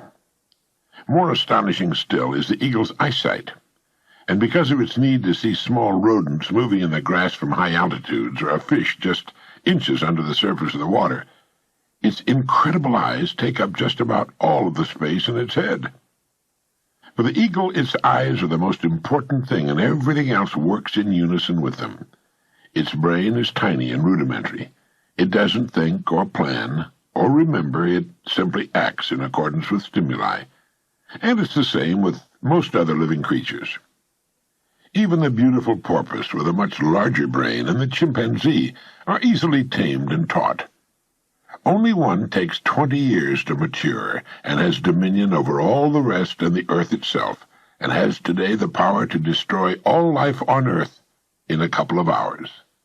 Only one is given the godlike power to fashion its own life according to the images it holds in its remarkable mind. Everything fashioned by human beings is a result of goal setting. We reach our goals. That's how we know that the diseases that plague us will be conquered. We've set goals to eradicate every disease that plagues us, and eradicate them we will, one by one. We have never set a goal that we have not reached, even landing on the moon, or are now in the process of reaching. No one ever made a purposeful accomplishment without a clear goal toward which to work. I hope you've established yours and that you've begun to think about it frequently every day, to impress it into your mind, particularly your remarkable subconscious, where forces greater than we can imagine can come to your aid. For a moment, consider the things your mind has brought you. Everything you have, your work, your relationship with your family and others, your philosophy of life, all come to you as a result of using your mind. Your religion. Now consider the estimate made by experts. You have probably been operating on less than 10% of your mental capacity, and probably much less than that. In an article for the Saturday Review, our old friend Herbert Otto, psychologist, educator, and chairman of the National Center for the Exploration of Human Potential, reminded us that many well-known scientists, such as the late Abraham Maslow, Margaret Mead, Gardner Murphy, O. Spurgeon English, and Carl Rogers, subscribe to the hypothesis that man is using a very small fraction of his capacities. Margaret Mead quotes a 6% figure. Herbert Otto writes, "My own estimate is 5% or less." Neurological research has shed new light on man's potential. Work at the UCLA Brain Research Institute points to enormous abilities latent in everyone by suggesting an incredible hypothesis. They said the ultimate creative capacity of the human brain may be, for all practical purposes, infinite. To use the computer analogy, man is a vast storehouse of data, but we have not learned how to program ourselves to utilize these data for problem-solving purposes. The following appeared in Soviet Life Today, a USSR English-language magazine. It said the latest findings in anthropology, psychology, logic, and physiology show that the potential of the human mind is very great indeed. As soon as modern science gave us some understanding of the structure and work of the human brain, we were struck with its enormous reserve capacity, writes Yefremov, eminent Soviet scholar and writer. He continues, man, under average conditions of work and life, uses only a small part of his thinking equipment. If we were able to force our brain to work at only half its capacity, we could, without any difficulty whatever, learn 40 languages, memorize the large Soviet encyclopedia from cover to cover, and complete the required courses of dozens of colleges. End of quote. That statement is hardly an exaggeration. It's the generally accepted theoretical view of man's mental potentials. Now, how can we tap this gigantic potential? It's a big and very complex problem with many ramifications. But as Herbert Otto points out, it's clear that persons who live close to their capacity, who continue to activate their potential, have a pronounced sense of well-being and considerable energy. They see themselves as leading purposeful and creative lives. The way most people use their minds can be compared to the time back in the early 19th century when just the eastern coast of the North American continent was settled, just a strip along the east coast. To the west stretched the raw, undeveloped great bulk of what was later to become the incredibly rich 90% of the economy, 90% which resulted in the standard of living enjoyed today by Americans. If everything you have is the result of using just 5% of your mind, consider for a moment what it will mean to you and your family if you can increase this percentage. This cassette will show you how to use infinitely more of your mental powers, how to develop some of that more than 90% virgin territory. None of us, as a rule, has the slightest notion of the real capabilities of his or her mind, but believe me when I say that your mind can be compared to an undiscovered gold mine, and it makes no difference whether you're 17 or 70. Look at it this way. Your goal is in the future. Your problem is to bridge the gap which exists between where you now are and the goal you intend to reach. This is the problem to solve. Robert Seashore, then chairman of the Department of Psychology at Northwestern University, pointed out that successful people are not people without problems. They're simply people who've learned to solve their problems. And there you have it. Living successfully, getting the things we want from life, is a matter of solving the problems which stand between where we now are and the point we wish to reach. No one is without problems. They're part of living. But let me show you how much time we waste in worrying about the wrong problems. Here's a reliable estimate of the things people worry about. Things that never happen, 40%. Things over and past that can never be changed by all the worry in the world, 30%. Needless worries about our health, 12%. Petty miscellaneous worries, 10%. Real, legitimate worries, 8%. In short, 92% of the average person's worries take up valuable time, cause painful stress, even mental anguish, and are absolutely unnecessary. And of the real, legitimate worries, there are two kinds. There are the problems we can solve, and there are the problems beyond our ability to personally solve. But most of our real problems usually fall into the first group, the ones we can solve if we learn how. There must be millions of people today who feel they're being barred from the life they want because they look upon problems not as challenges to be met, but as wide chasms beyond their ability to bridge. A little research proves that successful people have the same kinds of problems. One of the very real benefits of working with a psychologist or psychiatrist comes from learning that there are hundreds of thousands, even millions of other people with problems identical to our own. So the whole thing boils down to a matter not of problems which are common to us all, but to our ability to solve them. Now, I'm going to assume you've decided on a goal. Remember, you will become and you will achieve what you think about. That is, if you stay with it, you'll reach your goal. But how? It's right here that your mind comes into play. What is your mind, really? Nobody knows for sure. Perhaps the best way to describe it is to quote Pulitzer Prize-winning playwright Archibald MacLeish. In his play, The Secret of Freedom, a character says, "The only thing about a man that is a man is his mind. Everything else you can find in a pig or a horse." That's uncomfortably true. The human mind is the one thing that separates us from the rest of the creatures on Earth. Everything that means anything to us comes to us through our minds, our love of our families, our beliefs, all of our talents, knowledge, abilities. Everything is reflected through our minds. Anything that comes to us in the future will almost certainly come to us as a result of the extent to which we use our minds. And yet it's the last place on Earth the average person will turn to for help. Do you know why? You know why people don't automatically turn their own vast mental resources on when faced with a problem? It's because they never learned to think. Now that is a fact, believe it or not. Most people never think at all during the entire course of their lives. They remember, but that's not thinking creatively or in new directions.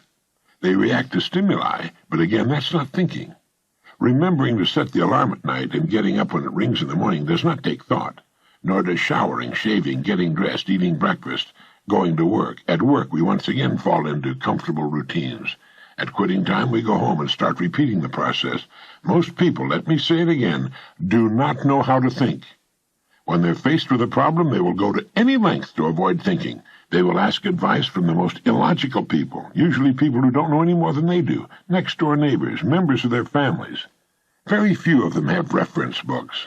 But much more important than that, only one in I don't know how many thousands will take a large notepad, write the problem at the top of the page, and then deliberately turn on his or her thinking apparatus.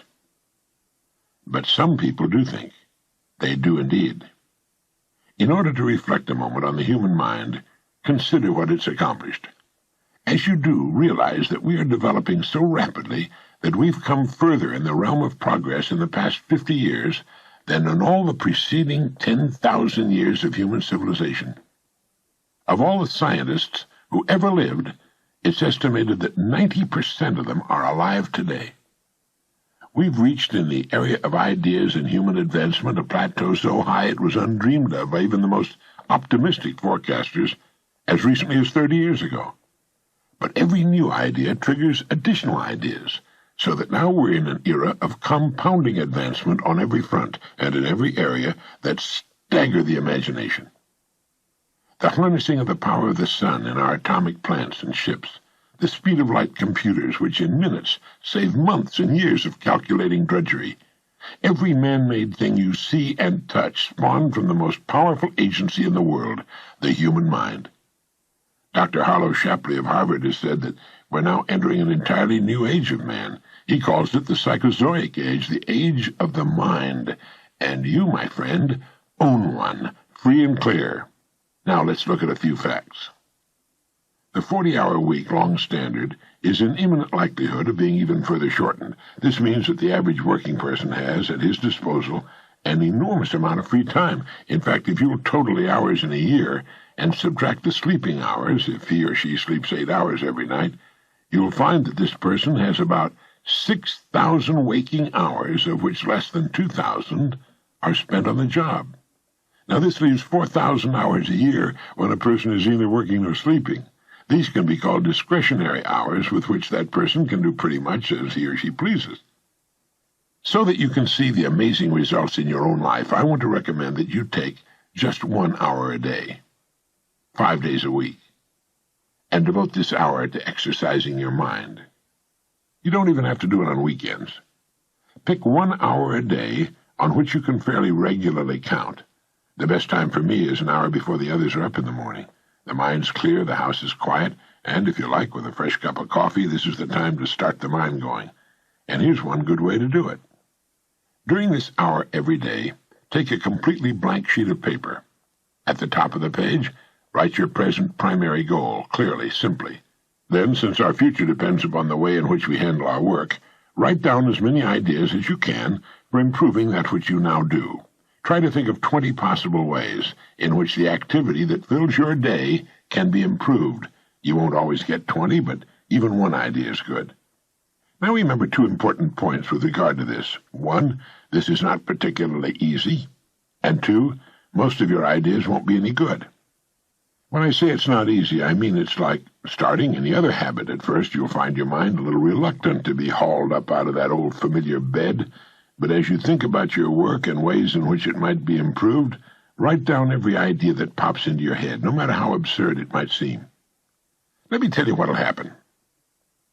Some of your ideas will be good and worth testing. The most important thing, however, that this extra hour accomplishes is that it deeply embeds your goal into your subconscious mind, starts the whole vital machinery working the first thing every morning, and 20 ideas a day, if you can come up with that many, total 100 a week, even skipping weekends. An hour a day, 5 days a week, totals 260 hours a year and still leaves you 3,740 hours of free leisure time. Now, this means you'll be thinking about your goal and ways of improving your performance, increasing your service. 6.5 full extra working weeks a year, 6.5 40-hour weeks devoted to thinking and planning. Can you see how easy it is to rise above that so-called competition? And it'll still leave you with 7 hours a day to spend as you please. Starting each day thinking, you'll find that your mind will continue to work all day long, and you'll find that at odd moments when you least expect it, really great ideas will begin to bubble up from your subconscious. When they do, write them down as soon as you can. Just one great idea can completely revolutionize your work and, as a result, your life. If you want to develop the muscles of your body, you take daily exercise of some sort. The mind is developed in the same way, except that the returns are out of all conceivable proportion to the time and energy spent. The mind of man can lift anything. His muscles, even the best developed, are puny alongside those of some of the dumbest animals on earth. If man had depended on his muscles for survival, he probably would have disappeared, as did the dinosaurs, which were, incidentally, the most physically powerful and most successful creatures that ever lived. Let me give you just some of the results people have reported to me as a consequence of following this 1 hour a day routine. An office equipment salesman sold more of his company's product in 1 month than he had formerly sold in an entire year during the 4 years he'd been with his company. A Sunday school teacher with 5 pupils set a goal of 30 pupils. Her last letter told me she now has a class of 25. She's almost reached her goal. I've used this system for years, and it's given me some of the most gratifying and rewarding experiences of my life. And it costs only 5 hours a week. 5 hours out of 168. Is it worth it? It's like spending 5 hours a week digging in a solid vein of pure gold, because your mind is all of that and much more. Each time you write your goal at the top of the sheet of paper, don't worry or become concerned about it. Think of it as only waiting to be reached, a problem only waiting to be solved. Face it with faith, and bend all the great powers of your mind toward solving it. And believe me, solve it you will. You know, this puts each of us in the driver's seat. Now let's briefly recap. 1.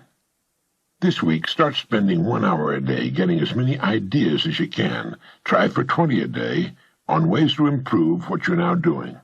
Don't become discouraged. Remember, the achievement of your goal very likely depends upon it, as does your whole future. Once you start exercising your mind in this way, I know you'll want to continue the practice. 2. If everything you now have is the result of using, say, 5 to 10% of your mental ability, you can imagine what life will be like if you can increase this figure to 20% or more. 3. Successful people are not people without problems. They're simply people who've learned to solve their problems. 4. Don't waste time and energy worrying about needless things. 40% of them will never happen, 30% have already happened and can't be changed, 12% are needless worries about our health, 10% are petty miscellaneous worries, and only 8% are genuine. Try to separate the real from the unnecessary and solve those which are within your ability to solve. 5. The human race has advanced farther during the past 50 years than in all the preceding 10,000 years of human civilization.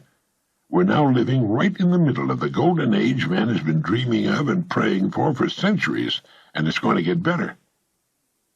Last of all, the only thing in the world that can take you to your goals in life is your mind, its effective use, and following through on the good ideas it supplies you. Each of us has a tendency to underestimate his or her own abilities. We should realize that we have deep within ourselves deep reservoirs of great ability, even genius, that can be tapped if we'll just dig deep enough. It's the miracle of your mind.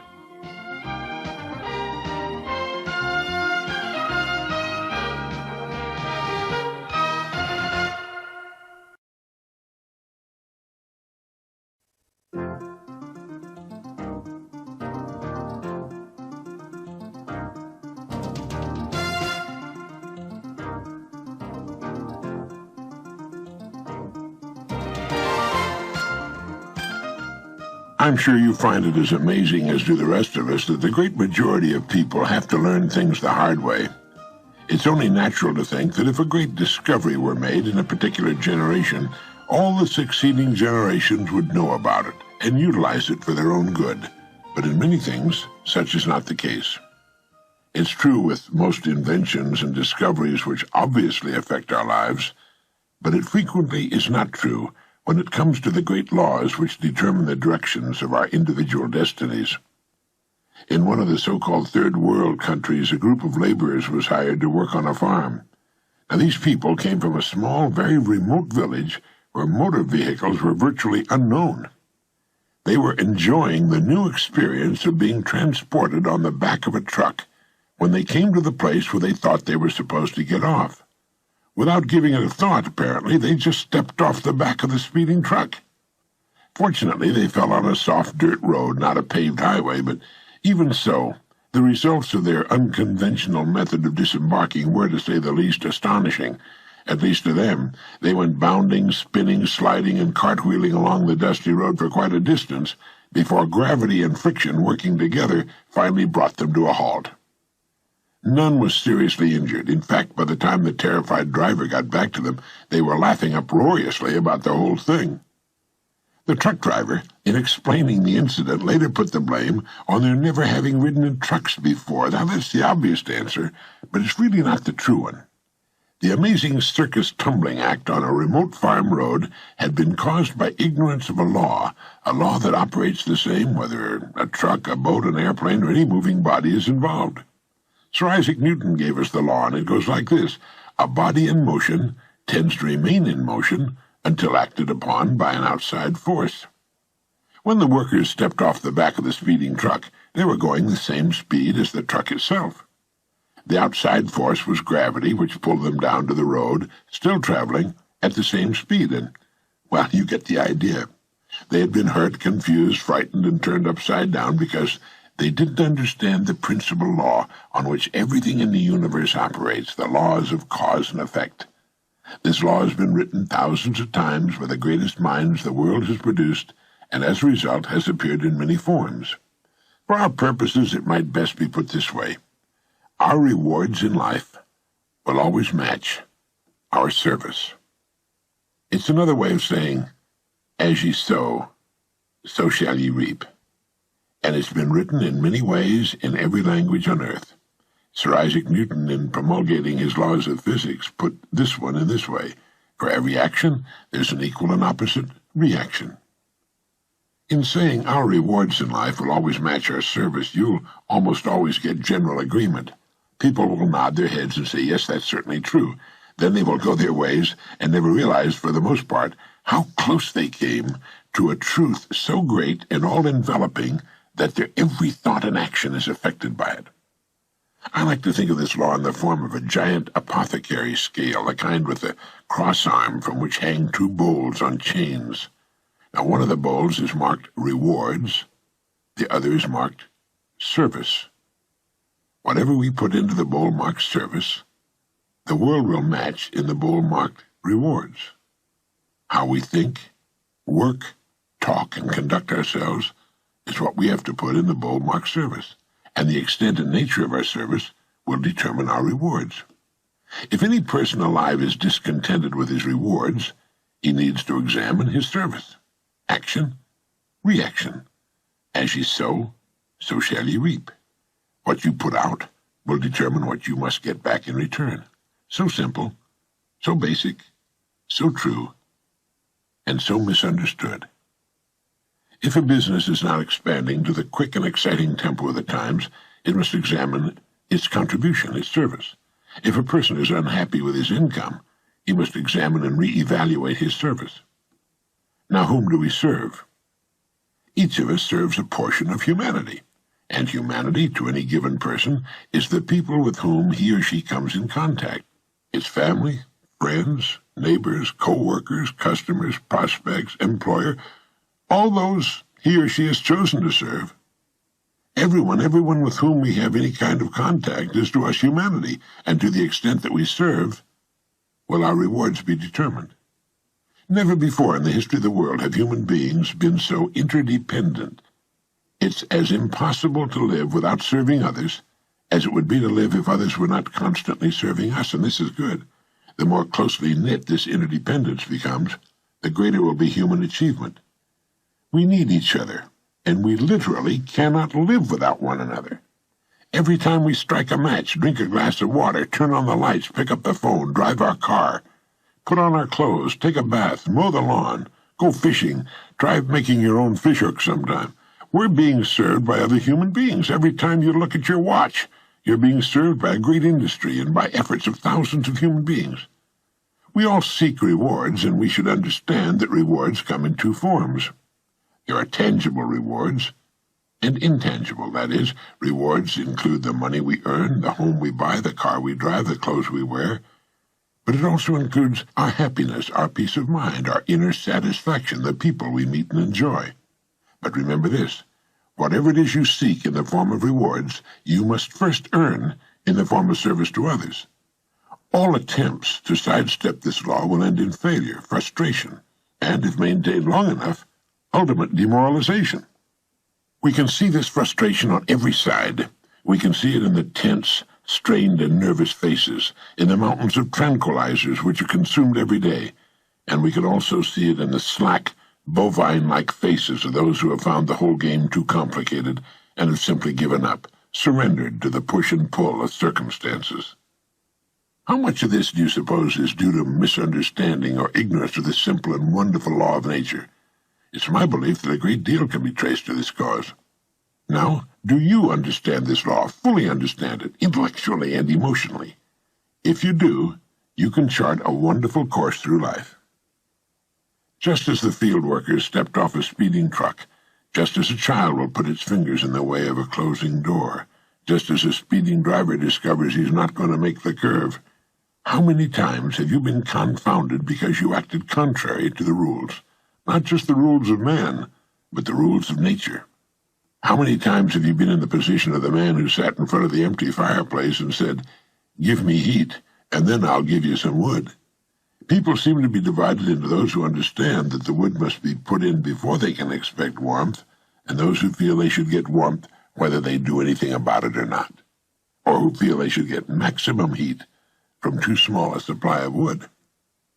A person's discontent can be said to be represented by the distance between what he or she has and what he or she wants. Once that which is wanted has been achieved, the odds are good that still more will be wanted, because that's the way of people, and that's good. That's a healthy sign. Constructive discontent is what gives us our continuing upward spiral of civilization. So do this, if you haven't already. Let's assume you've determined what it is you want. Look objectively at the place in which you now find yourself, consider the distance separating you from your goal, and determine ways of increasing your service so you'll build a bridge across it. This puts thinking and creative activity into living. It also assures us that our goals can be achieved by individual effort and in the shortest possible time. One morning I was having breakfast in a restaurant in Monterey, California, one of the most naturally beautiful places in the world. Suddenly I was aware of the young people sitting in the booth next to mine. It was obvious that they were very unhappy, and the young man, they couldn't have been over 25, was saying, "Well, I've tried everywhere, but no one wants to give me a job. I guess we'll have to go back home."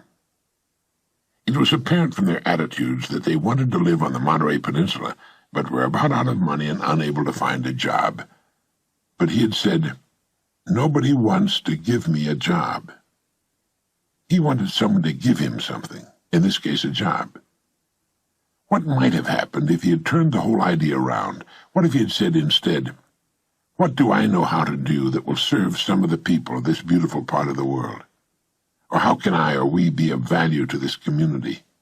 The people here will be happy to supply us with the living we need if we can think of some way to serve them." If we can think of some way to serve them. What do they need or want that we can supply? Do they need a handyman, a first-class housekeeper, or both? Can we wash and wax cars right in their driveways, detail them so that they look like showroom display models? Let's buy a pad of paper and a ballpoint pen and start thinking of all the things we can do to earn a living here. It'll give us time to think of other ways, more profitable ways. But that wash and wax idea might grow into quite a service for the community.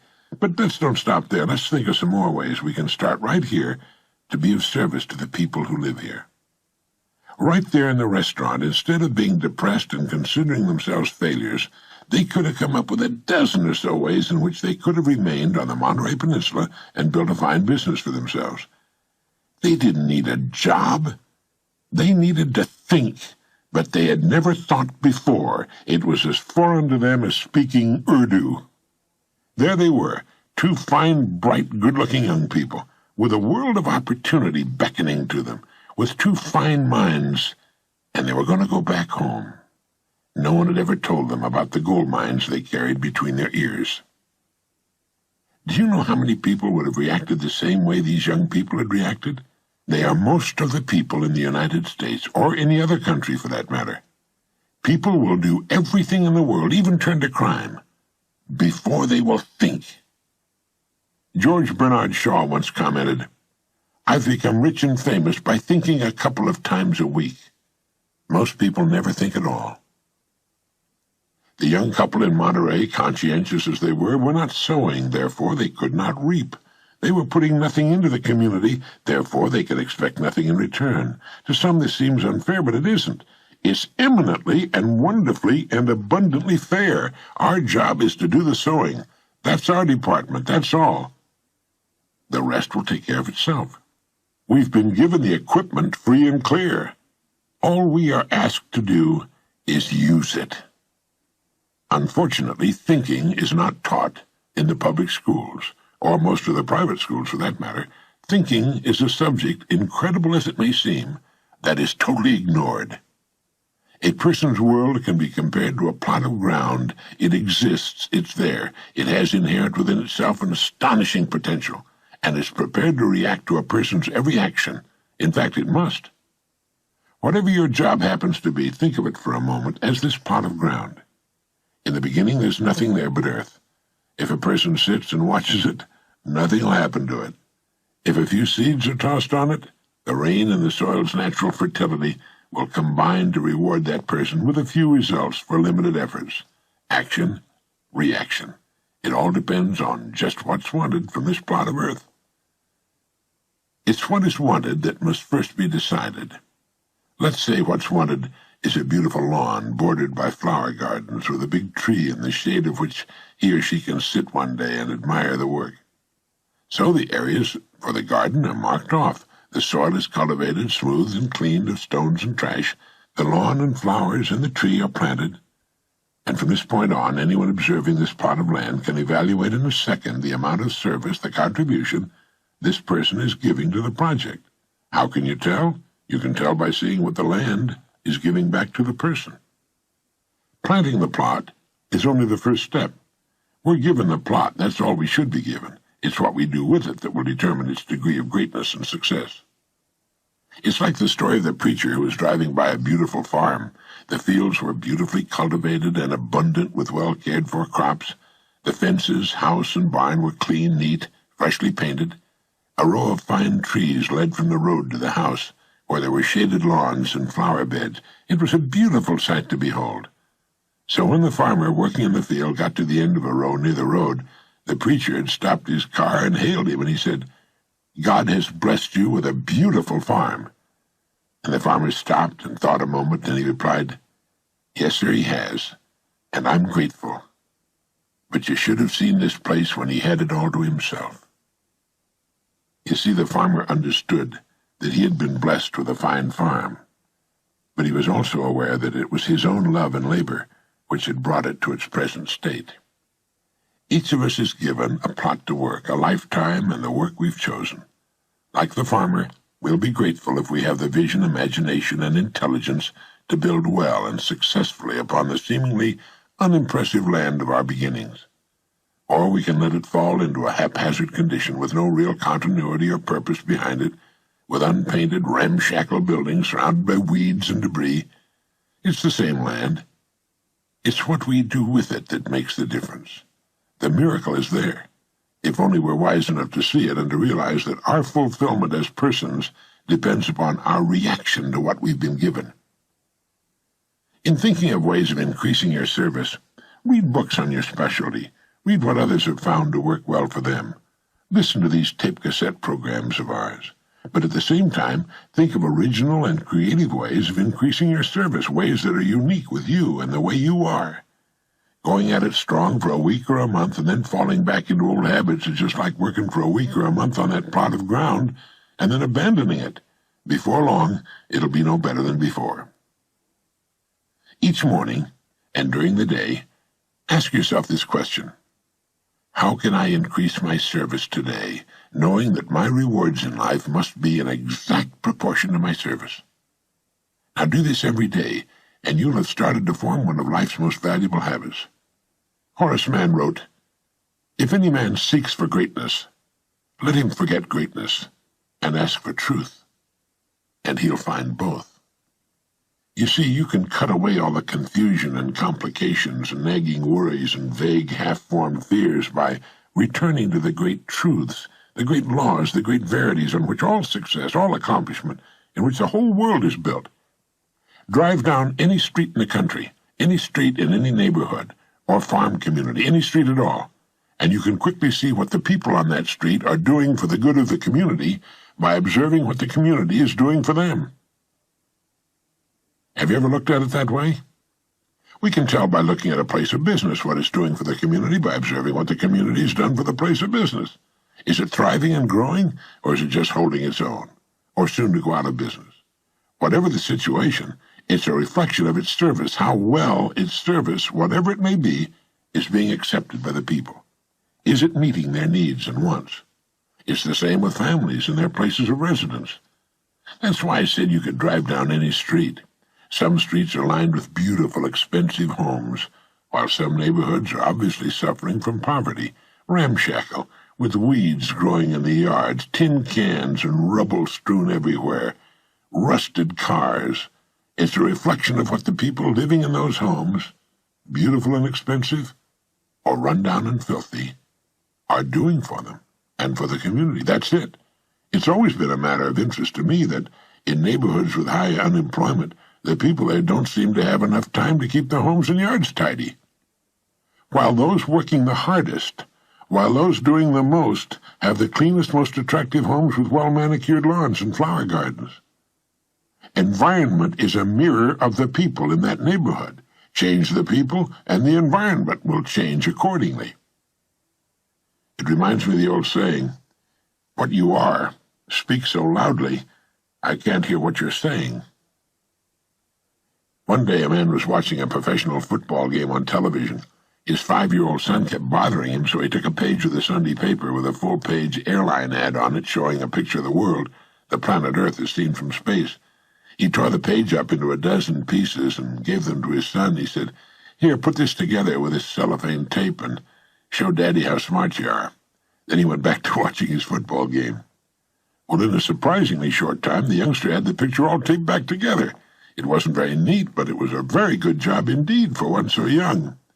"Hey, that's amazing," the father said. "How did you put that world together so quickly?" And the little boy said, "There was a picture of a man on the other side. I just put the man together, and then the world was all together. The youngster was no doubt surprised by the big warm hug he got. "That's right, son," the father said. "When the man's all together, his world is all together too." Being together is understanding how things work. Working hard won't do it. That isn't enough. We have to work intelligently. How often have we heard someone say, "My father worked hard all his life, but never had anything to show for it"? It's another way of saying, "My father, may he rest in peace, never quite figured out how things work. He worked hard all his life, but it was a job with very limited service." Or in another case, it goes like this. "My father was a very bright person, but he kept jumping from one thing to another. He was always looking for the pot of gold at the end of the rainbow, but he never stayed with one thing long enough to work it out." Succeeding takes time. It takes dedication, 100% commitment and creative thought. We must keep asking ourselves, how can I broaden my service, and by so doing, increase my harvest, my rewards? All right, how can we correct the situation?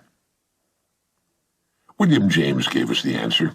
He wrote, "Either some unusual stimulus fills them with emotional excitement, or some unusual idea of necessity induces them to make an extra effort of will." Excitements, ideas, and efforts, in a word, are what carry us over the dam. All right, let your goal represent the excitement. Your ideas and efforts will weigh down the service end of the scale, and the rewards must and will follow. They'll be yours. They are yours the moment you realize the truth. As ye sow, so shall ye reap all the years of your life. If you're worried about your income or your future, you're concentrating on the wrong end of the scale. Look at the other end. Concern yourself only with increasing your service, with becoming great where you are, and your income and your future will take care of themselves. Don't be the person sitting in front of that empty fireplace and asking for heat. You're asking for the impossible. Pile in the wood first, and the heat will come as a result. Next time you're off by yourself in a quiet place, contemplate your plot of ground, your life, and begin to sow the seeds which will yield you a rich and abundant harvest. In William James' essay on vital reserves, he wrote, "Compared with what we ought to be, we're only half awake. Our fires are damped, our drafts are checked.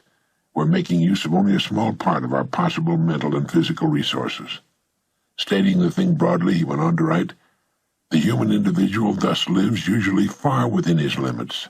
He possesses powers of various sorts which he habitually fails to use. He energizes below his maximum, and he behaves below his optimum."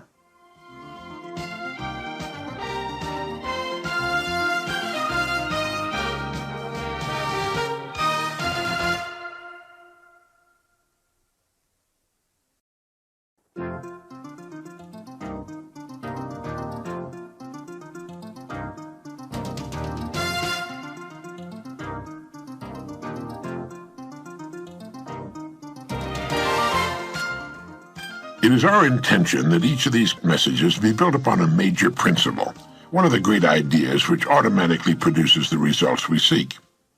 In this message, let's talk about a principle that never fails. Following this particular idea gives quality and richness to life. It will also produce a peace of mind that never wavers, and the principle is integrity. Like other great ideas, it gets a lot of lip service, but it's seldom a true way of life. How people love and value a person of integrity. Integrity in everything we do, in all of our relationships with others. Integrity in what we say. Integrity in our work. But the word integrity often conjures up a person of stern and sober visage who walks the straight and narrow. That's not the kind of integrity I'm talking about. I'm talking about integrity with a sense of humor. Integrity with understanding. Integrity with kindness and gentleness, but integrity all the same. Never expediency. Never saying, "Well, everybody else is doing it. I guess it won't hurt if I do it too." But it does hurt. If it's wrong, and we know it's wrong, it does hurt. The seed for achievement is integrity. Integrity means honesty and the truth. Perhaps it was best put in the famous line by Shakespeare when in Hamlet he has Polonius say, "And this above all, to thine own self be true, and it must follow as the night the day. Thou canst not then be false to any man. If we're true to ourselves, we cannot be false to anyone else. If our word to live by is integrity, we have what we need in a pinch. Our sleep is untroubled, and we're respected wherever we go. During the Korean War, the Chinese communists overran an American position and captured an American general. He was subjected to weeks of the worst kind of treatment, brainwashing and questioning. He never gave in. Finally, he was told that unless he answered their questions, he would be executed the following morning. That night he wrote a letter to his wife, and at the end of the letter he said, "Tell Johnny the word is integrity." As it turned out, he was not executed, and he was later repatriated to American forces. But thinking he was going to die, he told his son that the word is integrity. Integrity means to try as best we can to know ourselves, to examine ourselves as Socrates advised, and make a true assessment of ourselves, an inventory of our abilities, our talents, what we want, our goals. Not long ago, I received a letter from Scott D. Palmer, in which he said, "I came across some advice about happiness from my mentor, Dr. Brand Blanchard, that I published in my newsletter some time back. Blanchard is one of the greatest men of our century, even though few people have ever heard of him. He celebrated his 93rd birthday last year with the publication of his latest book, 4 Reasonable Men, a biographical book on Marcus Aurelius, Ernest Renan, John Stuart Mill, and Henry Sidgwick. Appropriate for Blanchard, the key virtue that leads to all the others is reasonableness." Brand Blanchard is Sterling Professor Emeritus of Philosophy at Yale University, and on the subject of happiness he wrote, 1. It is important to happiness not to think too much about it. The person who continually asks himself if he's happy is apt to miss his end, for happiness, as Aristotle thought, is a byproduct of healthful and successful activity. Bertrand Russell, who wrote The Conquest of Happiness, remarked that scientists are generally happier than artists, since they're commonly lost in objective tasks and not examining their own navels. What is important is to find what one can do best, generally also the line most useful to others, and then to do it with all one's might. Happiness will come unsought. If one seeks it directly, one will be like the discontented old ladies who haunt Miami hotels.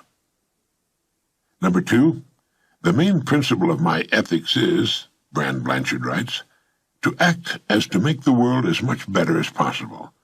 I've not lived up to it. No one has. There I disagree with Dr. Blanchard. He has made the world better, and so have many others. But trying to live up to it, he writes, involves constantly looking forward to the consequences of one's actions, choosing those that are likely to be fruitful, and inhibiting action from impulse. Many people think, of course, that acting on impulse is a requirement of happiness, and I agree that impulse must be there, the stronger the better, provided it's under control. But seeking happiness directly by blindly following one's impulses is too likely to end in hippiedom, drugs, and the gutter. And the distinguished Yale professor wrote, "The most important thing I've learned is the necessity of reasonableness. The person who has the least to regret, who does most for his community, whose judgment carries the most weight and is the most trusted, is the person who is steadfastly and on principle reasonable.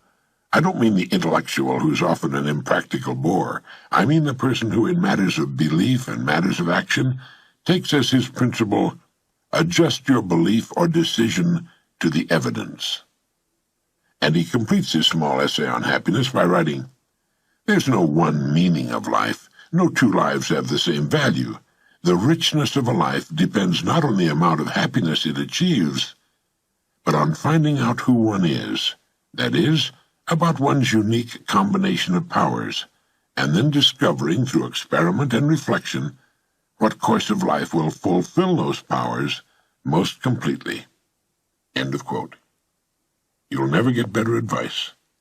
I agree with Scott Palmer that Brand Blanchard, Sterling Professor Emeritus of Philosophy at Yale University, in his 93 years, most of them devoted to study and teaching and observing the human species, knows what he's talking about. And to me, reasonableness is another word for integrity. Integrity to truth, to the evidence, no matter where it leads. And I especially like his saying, the richness of a life depends not on the amount of happiness it achieves, but on finding out who one is. That is, about one's unique combination of powers, and then discovering through experiment and reflection what course of life will fulfill those powers most completely. What are your powers? There's something, probably several things, that you can do especially well, that you most enjoy doing, and which will automatically provide the greatest service to others. Are you ready to discover through experiment and reflection what course of life will fulfill those powers most completely? Now that's being true to yourself. That's integrity. That's reasonableness. As a radio listener wrote to me one day, there's little we cannot accomplish as persons if we manage the conquest of inner space. Being truthful with ourselves means taking the responsibility of making the best use of what we have. And what do we have? We have our underutilized minds, our abilities, our talents, and time. These are our possessions. This is really an immense amount of wealth that belongs to each of us, and it's the investment of our wealth which will determine our rate of return. Our mind, our abilities, our talents, and time. No one can take those away from us. We take them with us wherever we go, and they represent our true wealth. That's what makes the human being autonomous, although most people don't know it. They remind me of the horse or elephant that meekly does what it's told or directed to do. It's completely unaware of its own strength.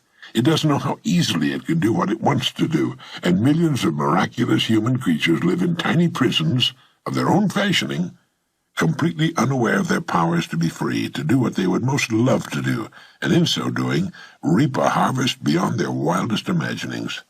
They are slaves to their ignorance, and follow each other around and around like so many processionary caterpillars. How have they invested their wealth, their minds, their abilities, their talents, and time? They are not even aware of it. As with the ownership of wealth of any kind, it's left to us to decide what use we'll make of it. We can squander it until it's gone, spend it in a helter-skelter, hit-or-miss fashion without much purpose or meaning, or we can invest it with intelligence and purpose and receive an abundant return, a return which will more than provide for our families all the years of our lives. The choice is ours, and it's here that integrity comes into the picture, for we're the only ones from whom we can steal time, talent, ability, and the use of our minds. It's making the best use of what we have, what we are, in the time that's been granted us. Sound simple? Well, truth is always simple and uncomplicated.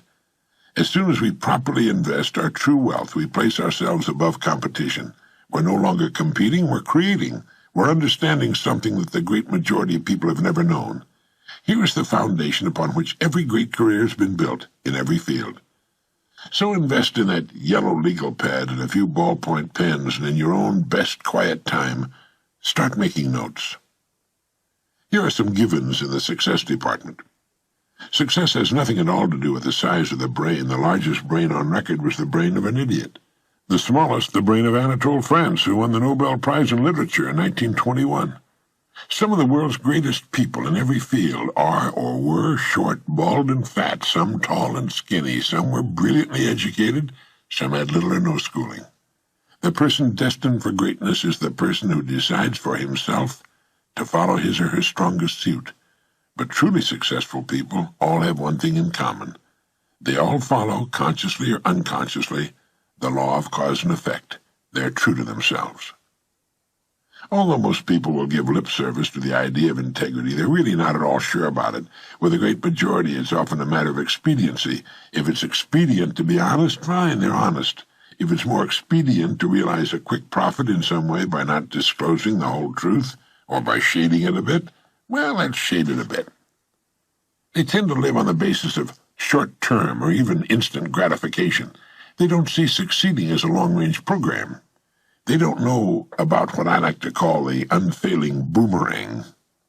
Every time a person does something dishonest, whether it's small or large, whether it's stealing a pair of pliers from the plant or embezzling $10,000, he's throwing the boomerang. It's the same with small dishonesties, with manipulating the truth. How far the boomerang will travel, no one can tell, or how great or small a circle it will traverse, only time will tell. But it will eventually, inevitably, come around full circle and deliver its never-failing and painful blow. Honesty, unfailing integrity, is good business. In fact, Mirabeau wrote, "If honesty did not exist, we ought to invent it as the best means of getting rich." Did you know that? Well, believe me, it's absolutely true. And all we have to do, under every circumstance, is ask ourselves, is this true? Is this honest? Is this the best I can do? And if it is, go ahead with the happy realization that we've put in motion the right cause and know that the effect will take care of itself. Our only hope of real success, of winning the hearts and minds of the people we serve, is in helping them in some way and thus improving their standard of living. But if we're content to give less than our best, we're actually working against ourselves. The average working person in our society is paid for about 40 hours a week. This leaves 120 hours a week to do as we please. Never before in the history of humankind have we had so much free time. That's 120 hours a week if we sleep 8 hours every night, 3 times as much time as we spend on the job. How much is all that time worth? We want our leisure time, of course, time to relax, take it easy, recharge our batteries. But do we need 120 hours for that? Our greatest enemy has never changed, and his name is ignorance. And the greatest ignorance of all is the mistaken belief that we can ever receive more than we truly earn. Sooner or later, there will be an accounting. Every day, for good or bad, we're throwing the boomerang, and just as the punishment always seems to be greater than the offense, the rewards are also out of all proportion to our honest efforts. So let's summarize. What do we mean by integrity? It means giving everything we do our very best. It means being true to ourselves and to every other person with whom we come in contact. This gives meaning and comfort to our leisure time. Our rest has been earned. We know we'll move ahead toward our goals simply because we've become remarkable people. We cannot go unnoticed. The person of integrity is always needed in every undertaking. It means the willingness to keep an open mind, to look for truth wherever it leads all the years of our lives, to check things out for ourselves, to weigh what others tell us and make our own judgments. It's knowing that there's always a better way to do everything, and then a better way still to do that. It's looking for that better way in everything we do. It's realizing that the person who does not read is no better off than the person who cannot read, and that a person who does not continue to learn and grow as a person is no better off than one who cannot. It means that we must walk with integrity every day of our lives if we're to truly reap the abundant harvest all the years of our lives. It's realizing that the greatest joy a human being can experience is the joy of accomplishment. Remember to think of your life as that plot of rich soil waiting to be seeded. It can only return to you that which you sow. And what do you have to sow? You have great wealth. You have a mind. You can think. You have many abilities. You have talents that you still may not have explored. And you have time. Time which cannot be saved, stopped, nor held back for a second. Make full use of these riches. It's never too late. Use truth as your guide, integrity as your banner, and your plot of ground will return to you and yours in abundance that will amaze and delight you. And if days come in which you find yourself depressed or confused, remember this comment by Dean Briggs. He wrote, "Do your work, not just your work and no more, but a little more for the lavishing's sake, that little more which is worth all the rest. And if you suffer as you must, and if you doubt as you must, do your work. Put your heart into it and the sky will clear, and then out of your very doubt and suffering will be born the supreme joy of life."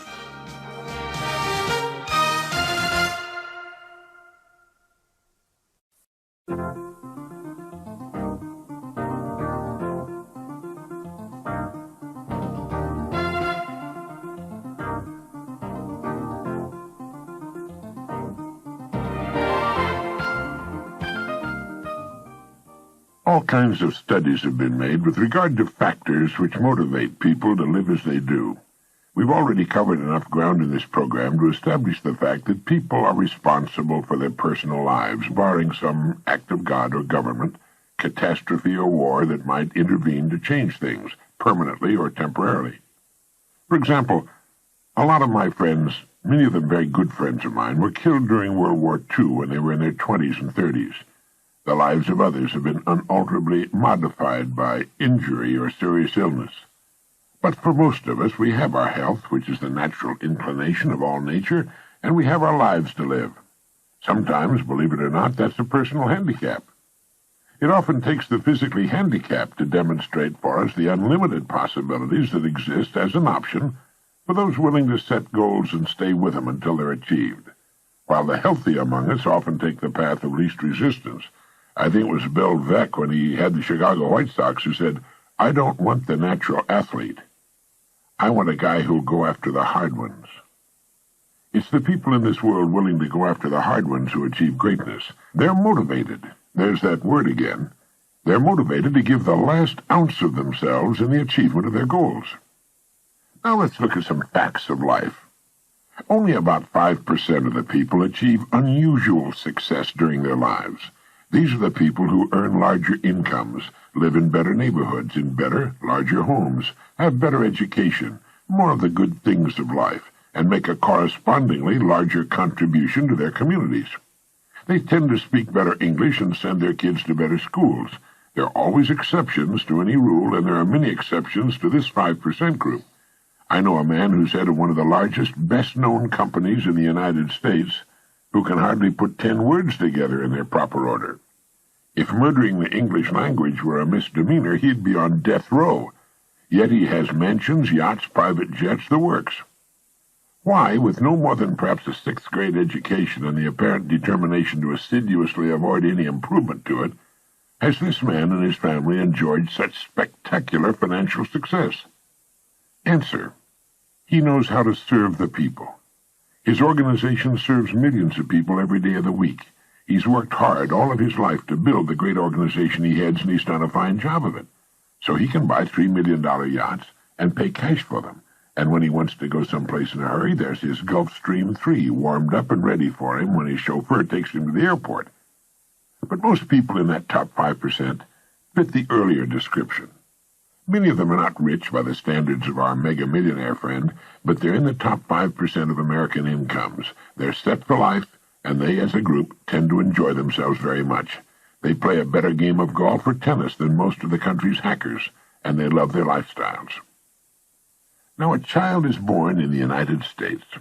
The odds, because of the statistics we've been talking about, are 95 to 5 that he will not be born into this top 5%. Like most children, he'll soon take his environment for granted. Let's assume he's a boy, although it works the same way for a girl. It will save my having to say he or she all the way through this interesting example.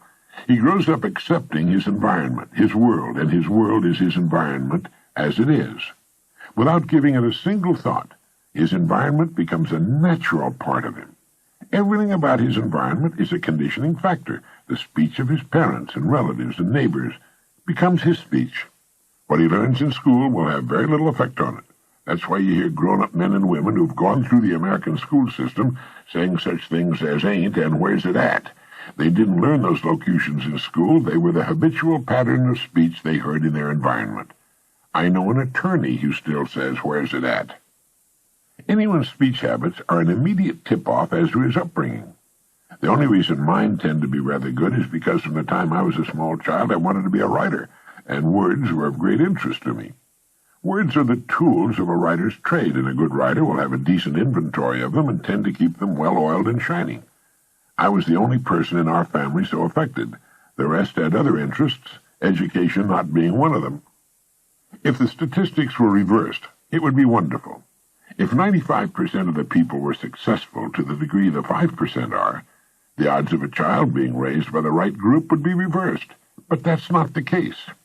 So our typical young man or young woman grows up to mirror his or her environment. He thinks as they think. He takes that life for granted. All the people he loves are in that group. It's his group, too. And if he doesn't come across some unusual motivation along the way, He'll become an indistinguishable part of it. He does that because it's the perfectly natural thing to do. Their goals, or the lack of them, become his goals. A nice house on a nice street, a steady job of some kind, a good, steady income, a good wife and good kids, and so the story goes. He operates on minimums all the years of his life. He never, except while playing his sports or getting ready for a date as a young man, gets out of low gear. It isn't necessary in the United States. This country's so affluent, so vital, and so perennially booming that people don't have to shift into second or third gear in order to meet average requirements. And neither do most of the people throughout the world, nor should they have to if they don't want to. His wife, while their children are small, is the hardest working human being in our society. She has no 8-hour day or 5-day-a-week system. She works 16 hours a day, 7 days a week, and according to a recent survey, if she had to do it all over again, she'd think twice about it. More than 50% of her number also hold down a regular paying job. She didn't know about the 5% either. No one ever said to this young man or this young woman, "Now look here, there are two very distinct groups of people in our society. They're in different layers of this socio-economic pyramid." And here the parent or teacher would have sketched a pyramid. Now there's the top 5% who live and work in this top section here, and the person would have drawn a line under what represents the top 5% of the pyramid. Now here's what we call the great middle class in America. It's divided into two main groups. The upper middle class, another line would be drawn on the pyramid, and the lower middle class. The United States has the largest middle class of any country in the world. And then down here at the bottom, these few lower layers, these are the people who, because of 1,000 perfectly good reasons, need to be helped by all the rest of us.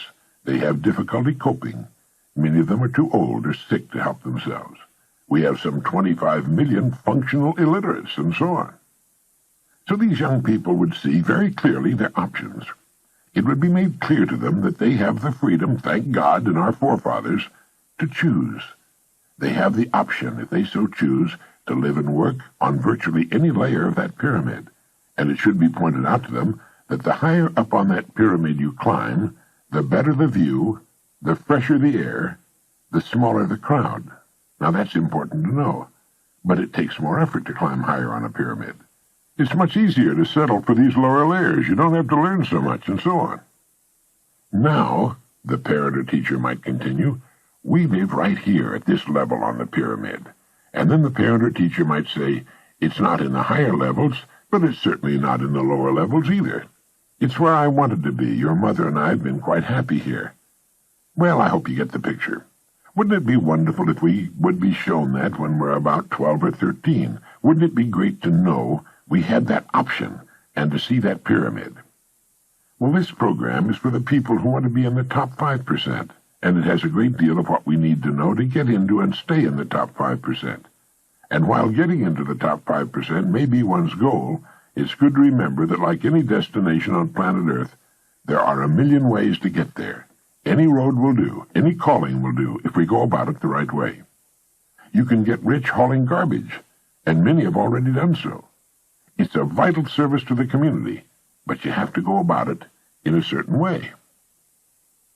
This young man, and now that we've brought his wife into the picture, this fine young woman, because of their past environment, their conditioning, come under the statistics of average Americans, because they live their lives in an average way. But of course they're not really average people. With the right motivation, they could become very uncommon people and do very uncommon things. They could render much greater service to their community and reap a much more abundant harvest as a result, if they knew what we're talking about in this program. Now, what are the odds that they will ever come across Dr. Brand Blanchard's advice about happiness? Do they know what happiness is and where it comes from? Has either of them ever truly explored his and her potential strong point? What is it that your original genetic pattern makes you especially qualified to do, young man and young woman? What do you most want to do? What brings you the greatest joy? Do you know your rewards all the years of your life will be determined by the extent of your contribution, your service to others? Do you know why some people are paid $20,000 a week, while others are paid the minimum wage? Bill Cosby earned $12 million in 1986. Do you know why? It's because of the people he serves. There's an investment banker in Los Angeles who earns about $40 million a year. Do you know that as far as is known, there's no limit on earnings? What would you like to earn? How about $1,000 a week? That's $52,000 a year, or twice that. That's not all there is to living by any means, far from it, but it does pay the bills, and if you earn an income in the upper 5% of the population, there you are, in that top 5% of the pyramid that the sun hits first as the earth does its daily rollover act, and the sun is still shining on it later in the day when the rest of the plain is dark. It's nice up there. And shooting for it will bring out the best that's in you. You'll do more for others. You'll make a greater contribution. You'll give more to charities. You'll help more people. So how about it? There's a talk I'd like to give to young people. Some would say I'd stir discontent among them, but I would reply that discontent is the greatest motivator of them all, and it's responsible for every great boon to humankind, from running water in the inside toilet to the supermarket. A little discontent is a good thing, especially when it's discontent with ourselves. The effective environment is an incalculably powerful force. The deepest craving of young people is to be liked by their fellow students. Acceptance and esteem in the eyes of their contemporaries is their deepest craving. So they begin to do what the other kids are doing, and the other kids begin doing what they're doing, and everyone acts just like everyone else. They dress alike. They talk alike. They laugh at the same things, even when it isn't funny. It's at this critical age that they begin to play, not follow the leader. That'd be all right. The game they play is called follow the follower. Day after day, week after week, month after month, year after year, these young, wonderful, impressionable people conform to one another. They never ask, are the people to whom I'm conforming qualified to lead me? It's belonging that's important, belonging to the group. And that's the subtle trap that gets practically everybody. If we don't break out of that trap sooner or later, we'll end in it. Millions, no billions do. It's astonishing how many adults never break out. We see them in their 50s and 60s, still playing to the wrong crowd, still trying to be one of the boys. Do you remember what Willie Loman said in Arthur Miller's great play, Death of a Salesman? He said, the important thing is to be liked. Willie Loman never grew up. He never knew who he was. His story is a modern tragedy. It's always been a tragedy. It's the story of the mob. That's why so many young, healthy women are smoking today. It's their way of going counter to what they know is the intelligent thing to do. It's their small and very pitiful rebellion. When a person has no identity of his or her own, that person will seek to find that identity in a larger group. That's why joining groups of various kinds is so popular. In that way we get a badge, a label that tells us what we are. Now we're properly labeled. This is not to say that successful men and women do not belong to organizations. They certainly do, and they make major contributions to their organizations. But they don't need the organization for identity. They're quite aware of who and what they are. And if their organizations did not exist, they would be successful, independent performers in society. They would never feel lost. Successful people follow independent paths. This is the important point to remember. At some point in their lives, they break away from the crowd and start on a path of their own. That's the adult, the intelligent thing for a human creature to do. In striking off on an independent path, they're not necessarily alone. It's just that they join a much smaller group of like-minded people. They can't take the whole crowd into that top 5%. The ancient Romans had their circus. Modern Americans have their television. It's far superior to the old Roman circus, and they don't even have to leave the comfort of their living rooms. It's true that there are many wonderful things on television, and an eclectic approach, that is, selecting those programs in which you're really interested, makes sense. But millions of families have the television sets on all day. They're mesmerized by it, and when one thinks of what they could be doing with some of that time, it makes one realize that it's much easier to win. One of the best things about getting in that top 5% is that as we get older, life need not become less interesting for us or more laborious. We become more productive as we approach our 60s and 70s and often many years beyond. And it's nice to grow older with all the goodies of life. It's more comfortable. One can spend one's winters in Florida or somewhere south of the equator and one's summers in the cooler, healthier climates. And one can enjoy all the benefits of the good life. But perhaps most importantly of all, one can say, I gave it my best, and I'm not through yet. It's been a wonderful experience, this holiday on Earth, and I've enjoyed it very, very much. Now let's see what we can do with the rest of it. Yes, I think it's actually easier to win. There's less competition up there where the view is so much better and the air is so fresh and clean. And it's almost never too late. For with a purpose, a worthy goal, and the motivation to reach those upper layers on the pyramid, a person can travel farther in a few years than he might otherwise travel in a lifetime.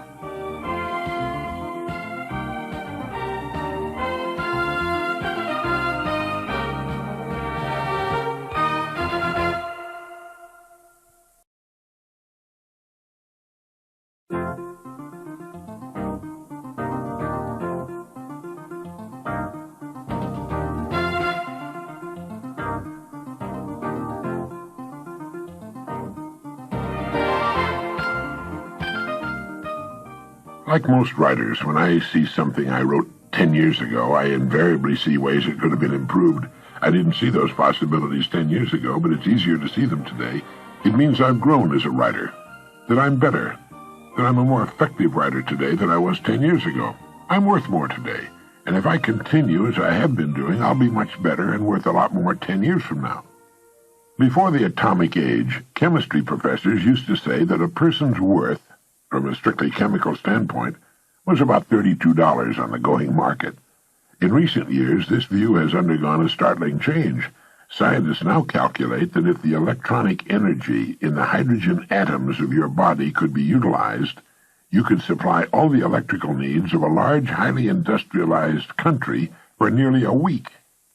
A DuPont scientist said that the atoms of your body contain a potential energy of more than 11 million kilowatt-hours per pound. The average person, by this estimate, is worth about $85 billion. Moreover, the electrons in the atoms of your body are not just particles of matter, they're waves of living energy, and these waves ripple out and spread themselves in patterns of light, and as they move, they sing. If you had the proper hearing aid, you could hear a great flow merging with the waves of neighboring atoms, and they not only sing, they shine. If you stand in front of an infrared television camera in a completely dark room, the screen will show you from top to toe as a glistening, radiating, gleaming form. In short, you're a whole lot more than meets the casual eye. Add to all this the fact that to try to reproduce your mind mechanically would cost many billions of dollars, and you begin to see yourself for what you really are, an amazing, infinitely valuable creature. And not only are you immensely valuable as a human being, you're unlike any other human being who ever lived or ever will live. You are unique. Now, what are you selling all this for? All human beings are priceless, but the payments, tangible and intangible, they receive from life vary greatly. The purpose of this message is to help you decide just what you're worth as a human being, right now on the market in today's society, and what you intend to be worth, say, 5 years from now. In the last analysis, every person is in reality in business for himself or herself, in that they're building their own lives, regardless of who happens to write their paycheck. So for the purpose of this particular message, I'd like you to think of yourself as a business, let's say a corporation. You hold the office of president of this corporation, and that you're responsible for its success or failure. You and the members of your family are stockholders in your corporation, and it's your responsibility to see that the value of the stock increases in the years ahead. Your family has evidenced faith in you, and it's your responsibility to prove their faith is justified. This is the job of any employed family member. Now, while the operations of a corporation are multitudinous and complex, they can be reduced to 4 basic functions. Number 1, finance. 2, production. 3, sales. 4, research. Without proper financing, there'd be no production. Without production, the company would have nothing to sell. Without sales, it would have to completely stop production. Without research, it could not hope to keep abreast or ahead of our rapidly changing times. Now, slight any one of these four vital functions and you have a deformed, a crippled company, and if you slight it long enough, you'll commit corporate suicide, unless you want to cop out for that average business. We discussed finance, the money part of the whole thing, on another cassette. For now, let's concentrate on research, production, and sales. They are the head, hands, and legs of a company. We could say that the head handles research, the hands take care of production, and the legs handle sales. Cut off any one of these parts and you're left with a shocked, staggering organization. How many once large companies and trade names can you think of which became giants and then disappeared entirely from the economic scene? Names which once were world leaders in their fields and are now only memories. They failed to keep in balance these four crucial functions.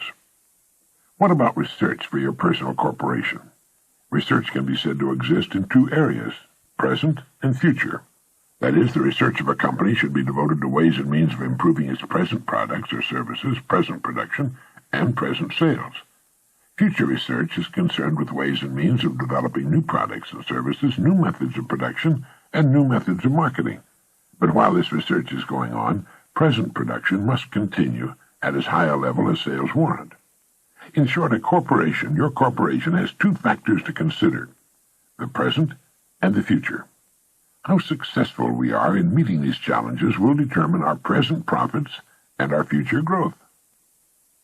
Now, why are all companies concerned with growth, even when they seem to be doing well today? It's because of a law which operates with companies just as it does with human beings. Nothing in the world stands still. Nothing in the entire universe stands still. A law of physics goes, a body in motion tends to remain in motion until acted upon by an outside force.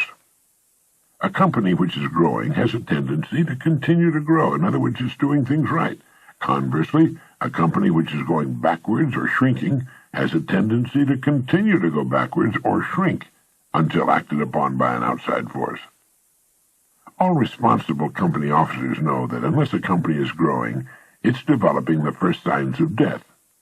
Well, you're the head of your personal corporation, and you should realize that this same law applies to you as well. Now, just for a minute, let's take a look at the next 10 years. Before we do, keep this in mind. If anyone had predicted just 10 years ago that we would be living in the kind of world we have today, he would have been ridiculed. Now, this includes everything from our basic industrial technology to the luxuries and new products we take for granted, along with our present average income.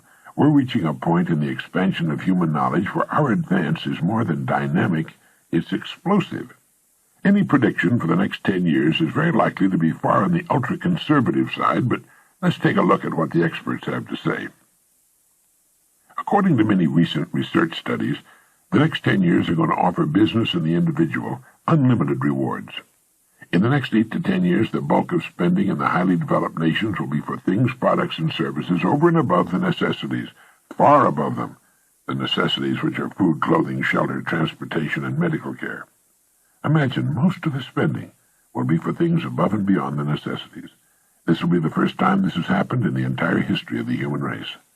It's estimated the consumer market will expand 50% and more in the next generation or so, an astonishing increase, soaring into the hundreds of billions of dollars. In the next 30 years, alongside every building now in existence, a new building must be built.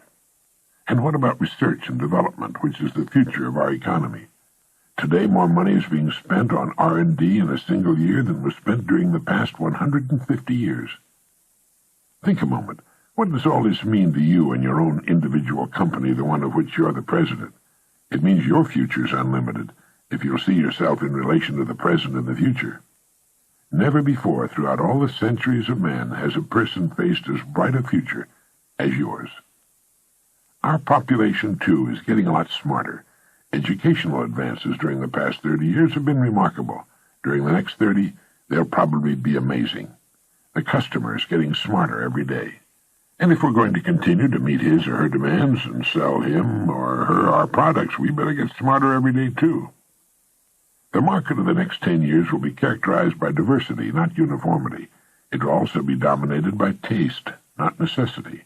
There will be a great increase in the quality as well as the quantity of consumer choices. There are many signs of the rising urge for the better things in life. Many millions of adults are currently interested in after-hour study programs, and this number is growing by millions each year. Well, that's just a glance at a few of the things going on around us and what life will be like in 8 to 10 years. Now each of us, as president and unquestioned manager of his own corporation, can decide what to do about it. We can either grow with it or go backward. We cannot stand still, even if we'd like to. This gives us an opportunity to stand back and look at ourselves and our futures objectively, as an intelligent stranger might. Ask yourself, how much am I worth right now, today, as a corporation? What's my value today to myself, my family, my company? If I were an outside investor, a stranger, would I invest in this corporation? A company growing at the rate of 10% a year will double in size in about 8 years. What attention are you giving to the production of your personal corporation? Can you grow and improve as a person at least 10% a year? Of course you can. In fact, if we go along with the experts' estimates, a person can increase his effectiveness anywhere from 50 to 100% and more within 30 days. Our files are filled with reports from people who exceeded their previous performance to an almost unbelievable extent. People in management and in production who multiplied their effectiveness many times. Students who moved from failing grades to straight A's in the dean's list. People in sales who found they could, through the proper management of their abilities, minds, and time, sell as much of their company's products in a single month as they had previously sold in an entire year. Think what that means. It means being 12 times as effective as a human being. And getting back to the law of cause and effect, it means putting out 12 times as much service, which must and will guarantee our receiving eventually 12 times the reward we formerly knew. 12 times the reward. Remember, please, if we do twice as much, we have to receive twice as much, and nothing on earth can keep it from us. And the same thing applies if we triple our effectiveness. You and I know this, everyone should know it, but remember that fully 95% of the people do not know this. Think of the advantage this gives us. It isn't that we want to take advantage of anyone, and we're not, but it dramatically demonstrates the truth of the saying, knowledge is power. You'd be amazed by the great numbers of people who stop learning when school is over. Aside from company manuals and such internal literature, they read very little of anything of real value. The introduction to recorded learning, pioneered by this company, has made substantial gains and is growing rapidly, but as yet has only scratched the surface. An ongoing education is vital if we're to stay vital. There's so much to learn, and our school curriculum touched only a fraction of it. One of the most important subjects is getting along with people. We can only do things, we can only win through people, and that subject isn't taught at all in school. The great ideas we're talking about on this program are seldom taught in the home and almost never in school. Go through our catalog of programs carefully, and one by one you can maintain an effective ongoing education program for many years to come. It's true. Knowledge is power. What's more, knowledge shows on our faces, and it's apparent in our speech. It helps us raise our children, get along better with our neighbors and fellow workers. Above all, perhaps, it's the greatest motivator in the world. As we learn, our horizons recede. We realize there's more to do and more time in which to do it. Old myths about getting out of action at age 65 disappear, and we realize that as long as we're learning and teaching and growing, it need never stop, and we become more effective with the passage of time. Tomorrow is a brand new day, the great equalizer, no more nor less than anyone else on earth can have. Right now, begin to think of ways in which you can begin to increase your effectiveness, raise your production, knowing that by so doing you're automatically presetting your rewards. Each day that comes to you, beginning with tomorrow, offers you a clean, brand new page on which to write the story of your life. Forget the past. It's gone. Don't concern yourself with the opportunities you may have missed in the past. This is true of everyone. But reach out and take each new day as it comes, and ask yourself, how can I best use this day? You know we're going to run out of them eventually. If we waste an hour of productive time every day, it adds up to about 250 hours a year that our corporation, our plant is shut down. We can earn nothing with the doors closed. What is your time worth an hour? Multiply this by 250 and you can see what you're throwing away. Now, whether your employer pays for this wasted hour or not is unimportant. Life will not pay for it. Learn to enjoy every minute of your life. Be happy now. Don't wait for something outside of yourself to make you happy in the future. As my good friend Wally Amos of Famous Amos Chocolate Cookies says, happiness is an inside job. Think how really precious is the time you have to spend, whether it's at work or with your family. Every minute should be enjoyed, savored. A human life is really nothing more than a collection of minutes, hours, and days. These are the building materials, and it's left strictly up to us to determine the kind and size structure we build. You see, a person has a tremendous advantage over even the largest corporation. Think of any large multinational corporation. Can it double its production in a single day? Of course not. Can it double its sales in a single day? Of course not. It would like to, but its growth must be a gradual, steady thing because of the interconnecting complexities of operating so large an organization. Yet a person can double, triple, quadruple his effectiveness in a month or less. It's like comparing the movement of a single scout to the movement of a great army. How have you been handling the 4 vital functions of your business? Finance, production, sales, research. How much time and effort are you giving to finance, to research, to the study of your work, your career? Can this be improved? What about production? Is there a way in which you can vastly improve the way in which you conduct your work? And sales, how can that be improved? Sales is more than selling a product or service. It's the way in which we sell ourselves to everyone with whom we come in contact. It's the way we get along with our associates, our spouses, our kids, our neighbors. And if our business happens to be selling, how can we see more people every day or improve the effectiveness of every part of our contact? 1 extra call a day comes to 250 calls a year. How many additional sales could we make with 250 additional contacts?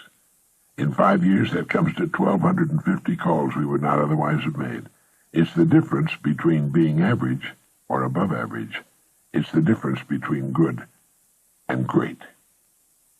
Taking this new active approach to life brings peace to our minds, absolute security to our future, great new stature as human beings. In this way, we can work toward reaching full maturity.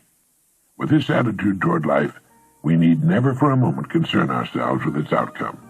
It will begin to become successful tomorrow, and it will pour abundance upon us for the rest of our years.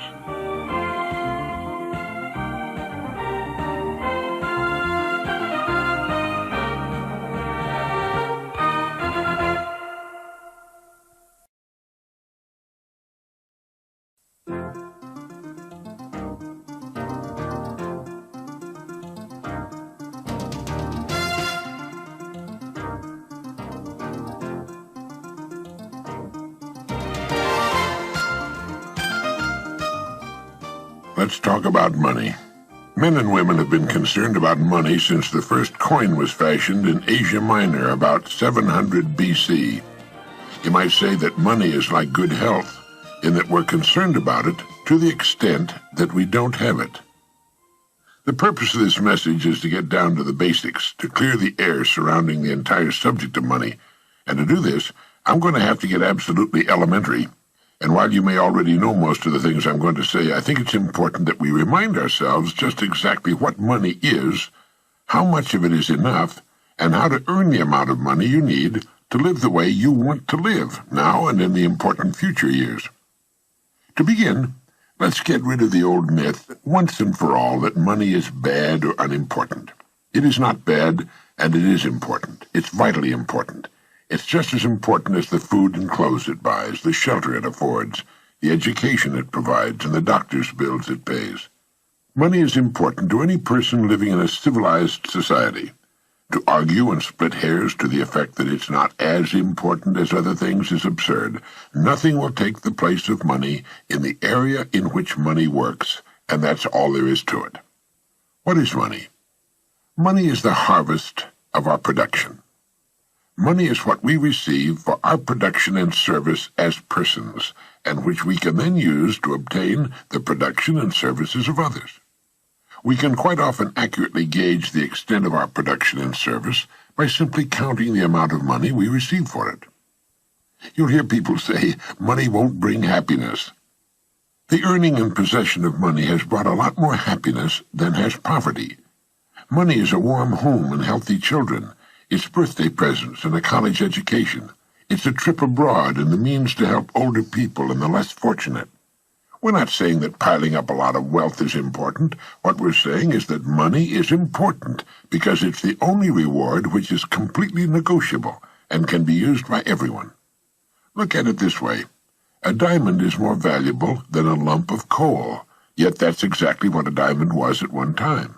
And just as a lump of coal can be transformed into one of the world's most valuable gems, a human being can vastly increase his or her own value to the world. Try to remember this formula. The amount of money we receive will always be in direct ratio to the demand for what we do, our ability to do it, and the difficulty of replacing us. A highly skilled human being is worth more money in our economy than a person who is not highly skilled and who can be easily replaced. Now, this is not to say that one person is any better than any other person or more important. Remember that in this message we're only talking about money, nothing else. A janitor is just as important as a human being as a brain surgeon, but the amount of money they'll earn will be proportional to the demand for what they do, their ability to do what they do, and the difficulty of replacing them. A person can be trained to clean and maintain a building in a few weeks, and replacing the person is not difficult. A brain surgeon spent many years learning his profession, often at great personal sacrifice and at extremely high cost, and he cannot be easily replaced. As a result, the surgeon might earn as much money in an hour as a janitor might earn in a year. Now, these are extreme cases used to show the relation of income to demand, skill, and supply, and this is as it should be. This is why there are few limitations on a person within his or her company and industry. Their incomes will be in exact proportion to the demand for what they do, their ability to do what they do, and the difficulty of replacing them. That's why the whole idea of trying to get something for nothing is ridiculous and won't work. A top jockey will earn a great deal of money every year, which will represent about 10% of the winnings of the horses he rides. You might say riding a horse serves no useful purpose, but the demand is there, useful or not. It's the same with a star in show business. His or her income will very accurately reflect the demand for what he or she does. Now that's why preparation for life is so important. Luck has been defined, as we've mentioned, as what happens when preparedness meets opportunity. A great opportunity will only make the unprepared, the unqualified, appear ridiculous. For every one of us, opportunities are all around us. Our ability to see them will depend in large part on how well we've prepared ourselves. Now, how do you stack up in this regard? While this may sound elementary, you'd be amazed at the number of people who want more money but don't want to take the time and trouble to qualify for it. And until they qualify it, there's no way on earth for them to earn it. It's like the person who wants a good-looking figure but doesn't want to change eating habits. To 9/10 of the world's population, the average North American is already rich. There's a greater difference between the standard of living of most of the world's population and our average worker than there is between the standard enjoyed by our average worker and the richest person in our society. Our working people have just about everything the wealthiest have, only smaller. They have a home, car, often two of them, radio, TV, savings account, debts. They're just smaller. Their food is as good and just as plentiful. Their beds are just as comfortable. Their home is just as warm in the winter. They have exactly the same amount of time and just as much, maybe more, freedom. Their life expectancy at birth is about 75 years. For the rest of the world, on the average, it's less than 60. With only a fraction of the world's population, we in the free world have half the world's total money income. We have more than 2/3 of all the automobiles on the planet. So in talking about money, let's understand that we're already rich as a people. Now, how much do you want? How much money do you need to live the way you want to live, to accomplish the goals you've established for yourself? Most people think they want more money than they really do, and settle for a lot less than they could earn if they went about it the right way. The world will pay you exactly what you bargained for, exactly what you earn, but not a penny more. You remember that old poem that goes, "I bargained with life for a penny, and life would pay no more"? Well, that's about it. We'll receive not what we idly wish for, but what we justly earn. Our rewards will always be in exact proportion to our service. If you don't like your income, you must devise ways and means of increasing your service. Your service must come out of you, your mind, your abilities, and your energy. A strong person cannot make a weak person strong, but a weak person can become strong on his or her own by following a specific course of action for a sufficient length of time. And a person who's already strong can become a lot stronger. It's the same with this business of money. People who refuse to do more than they're being paid for will seldom be paid for more than they're doing. You may have heard someone say, "Why should I knock myself out for the money I'm getting?" Now, it's this attitude which, more than anything else, keeps people at the bottom of the economic pile. They don't understand that only as we grow in value as persons will we receive the increased income we seek. If we try to stand still in our work, and millions do, we'll never know the rewards nor the joy of accomplishment and the personal satisfaction and peace of mind which come only to the person of unusual achievement. There are two distinct steps we must take. First, we must decide how much money we really want, the exact amount. Once this decision is made, the second step is to forget the money and concentrate on improving what we now do, until we've grown to the size that will fit and naturally earn the income we seek. Once we're fully qualified for the amount of money we decide to earn, we'll soon find ourselves earning it. And we'll also discover that with our new powers and abilities, it's not more difficult, perhaps even less difficult, than what we're now doing for the money we're now earning. Ask yourself, how much money am I perfectly willing to earn, realizing that the amount I earn will be in exact proportion to my skills, the demand for what I do, and the difficulty of replacing me?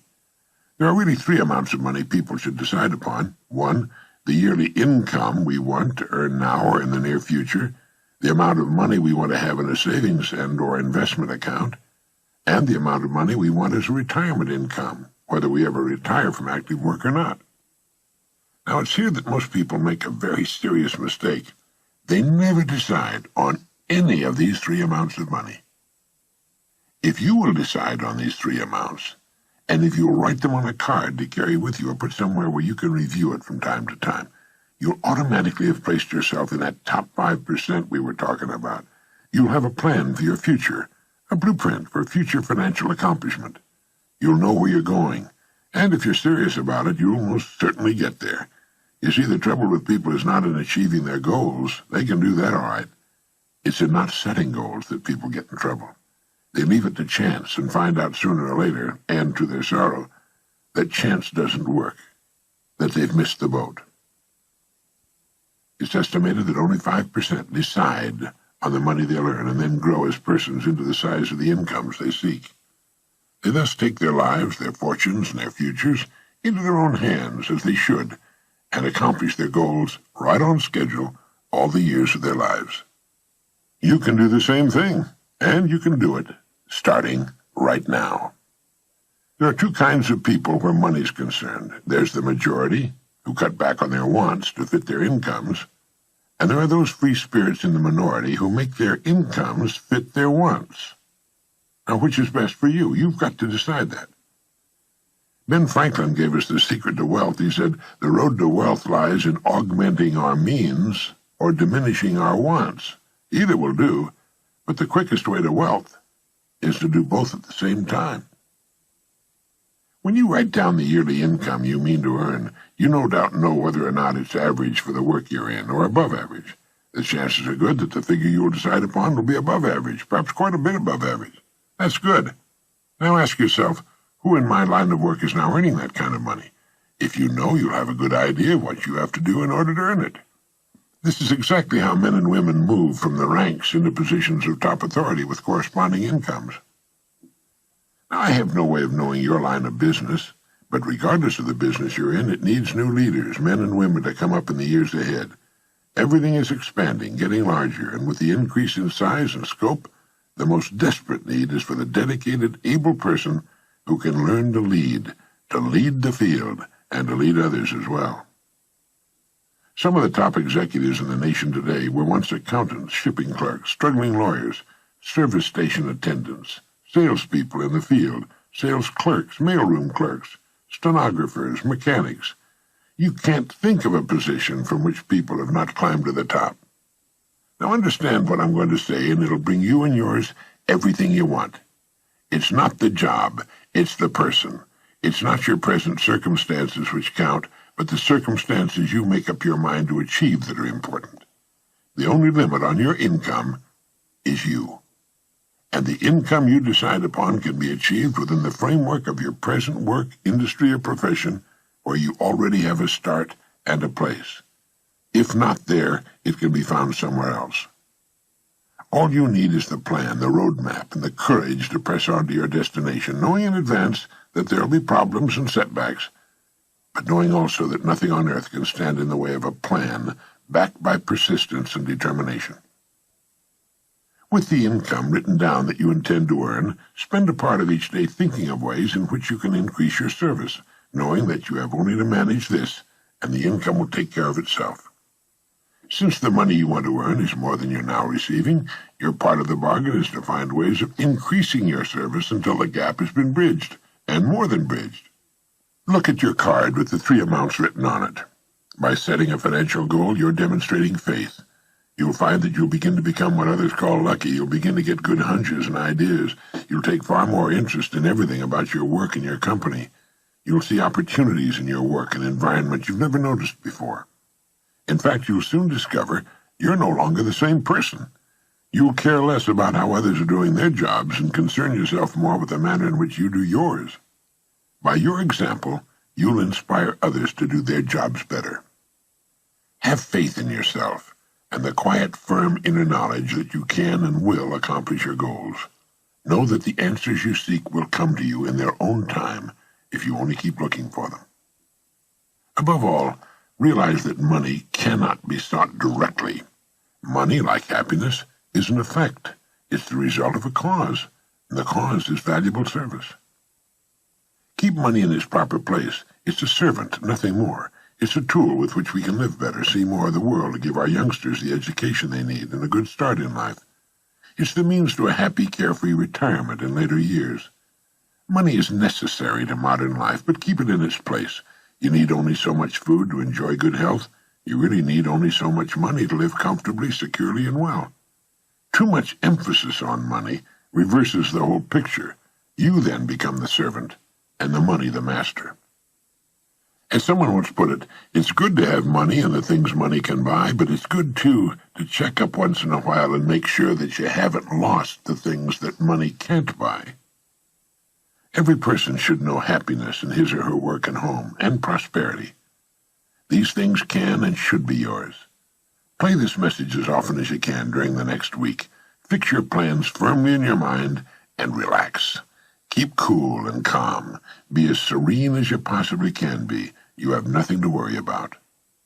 Right now, you may have no idea at all how the additional income you seek is going to come to you, nor how you're going to save the amount you want in a savings account, or how you can possibly arrange for the retirement income you've decided upon. That isn't important.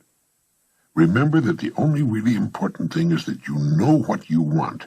If you do, you must become what you think about. Be realistic about your financial goals, for as you reach them, you can then set higher goals. Trying to jump too far too soon can often result in confusion, tension, worry. Take your growth in sensible, logical steps, remembering that the big thing is that you know what you want, and that you realize your rewards will match your service. That is, that you must devise ways and means of actually becoming the person who is worth the amount of money you've established for yourself. Now, a person may be worth more than he or she is getting for a while, but the two will match up. They have to. In fact, unless a person is worth more than he or she is receiving, well, they can't move ahead. They're receiving all they're worth. And it all gets back to the great law that controls everything in the universe, cause and effect. The cause must precede the effect, or the effect cannot occur. This is why people who try to get something for nothing are only fooling themselves and earning the disillusionment and frustration they must one day reap. You can have what you want. You need only make up your mind.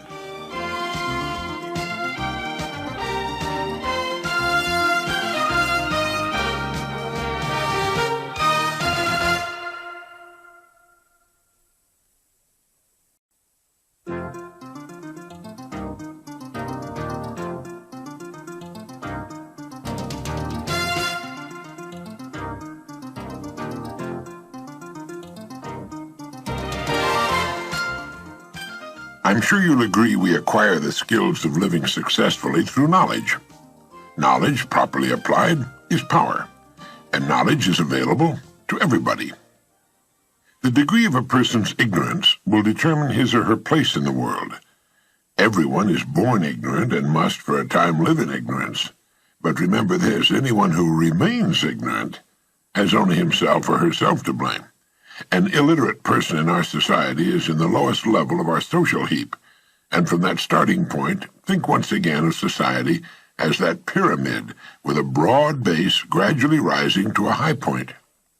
We know that the great majority of people are to be found in the bottom large layers of this pyramid. The higher you go, the smaller the layers. At the very peak of the pyramid, you'll find the world's most brilliant people. We may not have the native equipment to reach the topmost pinnacle, perhaps, although we certainly might, but we do control where we will live between the very top and the very bottom. We can most assuredly get into the top 5%, let's say the top 5 layers of the pyramid, and from here we can live well and successfully all the days of our lives. It isn't that we want to be over anyone, it's just having the ambition and good sense to not settle for anything less, to want to live the best we can. Remember, the higher you climb on a pyramid, the farther you can see, the fresher the air, and the less crowded it becomes. Another rewarding thing about climbing is that as we climb, we help most of those associated with us to climb too. One of the most important ladders leading to the top is knowledge. The more we know, the higher we can move. But where does a person begin? No one person can know everything. In fact, our store of knowledge is growing far too fast for anyone to keep up with it. It's like walking into the Library of Congress with its millions of volumes and trying to decide which single book to read first, knowing that even if you lived 1,000 years, you couldn't read them all. Well, fortunately, the answer to this perplexing problem is known. A person should begin with the study of his language, and then to his general area of interest. 2 steps in that order that can move us right up there on the top of the pyramid. First, the language, in our case, English. Not enough people realize that it's our ability to use our language which will determine our place on the social pyramid, and which will also control, to a great extent, the amount of money we will earn during our lives. A person may dress in the latest fashion and present a very attractive appearance, so far so good, but the minute he or she opens his or her mouth and begins to speak, he or she proclaims to the world his or her level on our pyramid. Shaw's play Pygmalion, later adapted into the musical comedy My Fair Lady, is an extreme example of what I'm talking about. Our use of the language is the one thing we cannot hide. Many years ago, the graduating class of a large university was given an examination in English vocabulary. The test scores were graded into groups of 5% each, the top 5% and so on to the bottom. At regular intervals during the next 20 years, questionnaires were sent to the surviving graduates, asking them their occupations, incomes, and so on. Without a single exception, those who scored highest on the vocabulary test were in the top income group, while those who scored lowest were in the lowest income group. Reader's Digest published an article by Blake Clark entitled "Words Can Work Wonders for You." In it, he wrote, "Tests of more than 350,000 persons from all walks of life show that more often than any other measurable characteristic, knowledge of the exact meanings of a large number of words accompanies outstanding success." End of quote.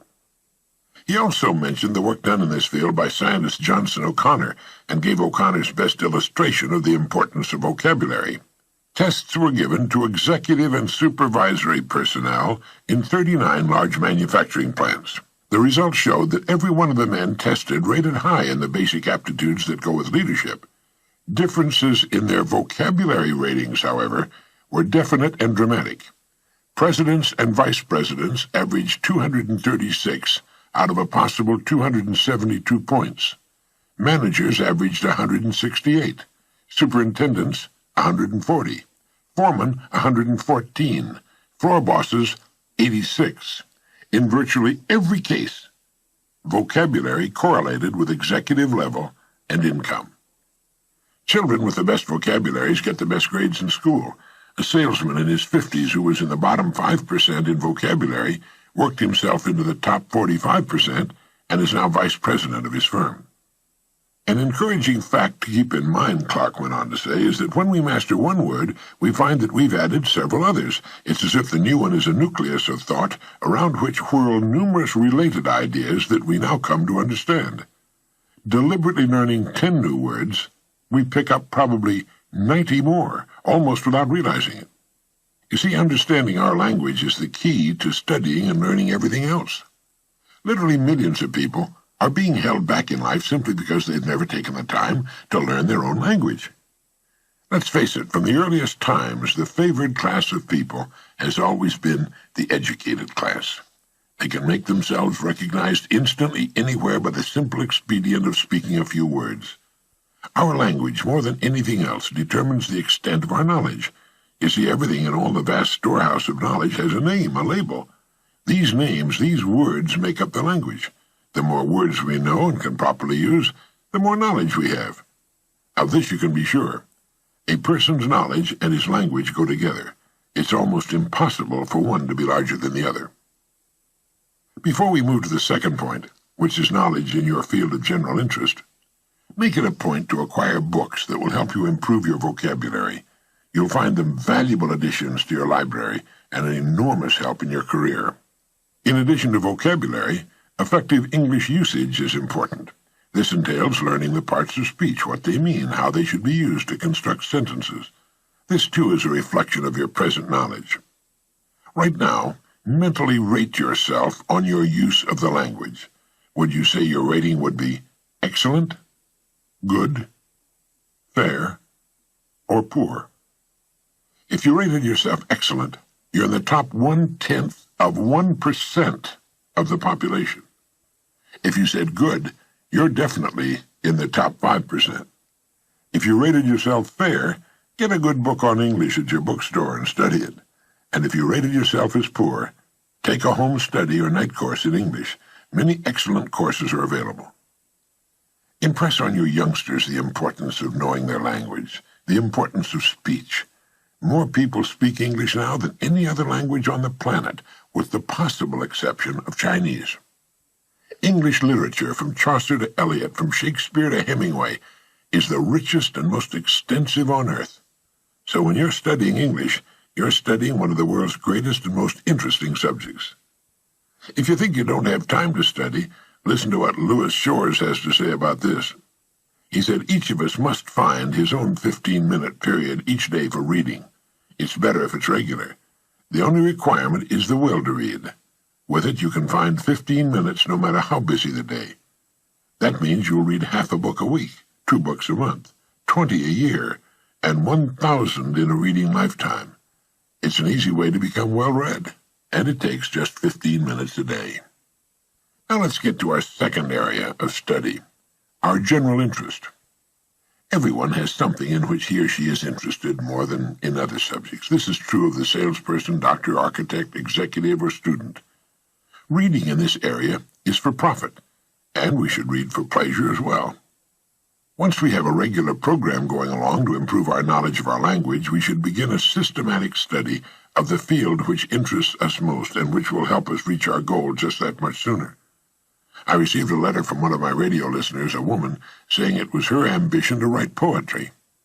There was a telephone number on her letter, so I called her. I asked her how long she'd been studying poetry and what kind of a collection of published poetry she had.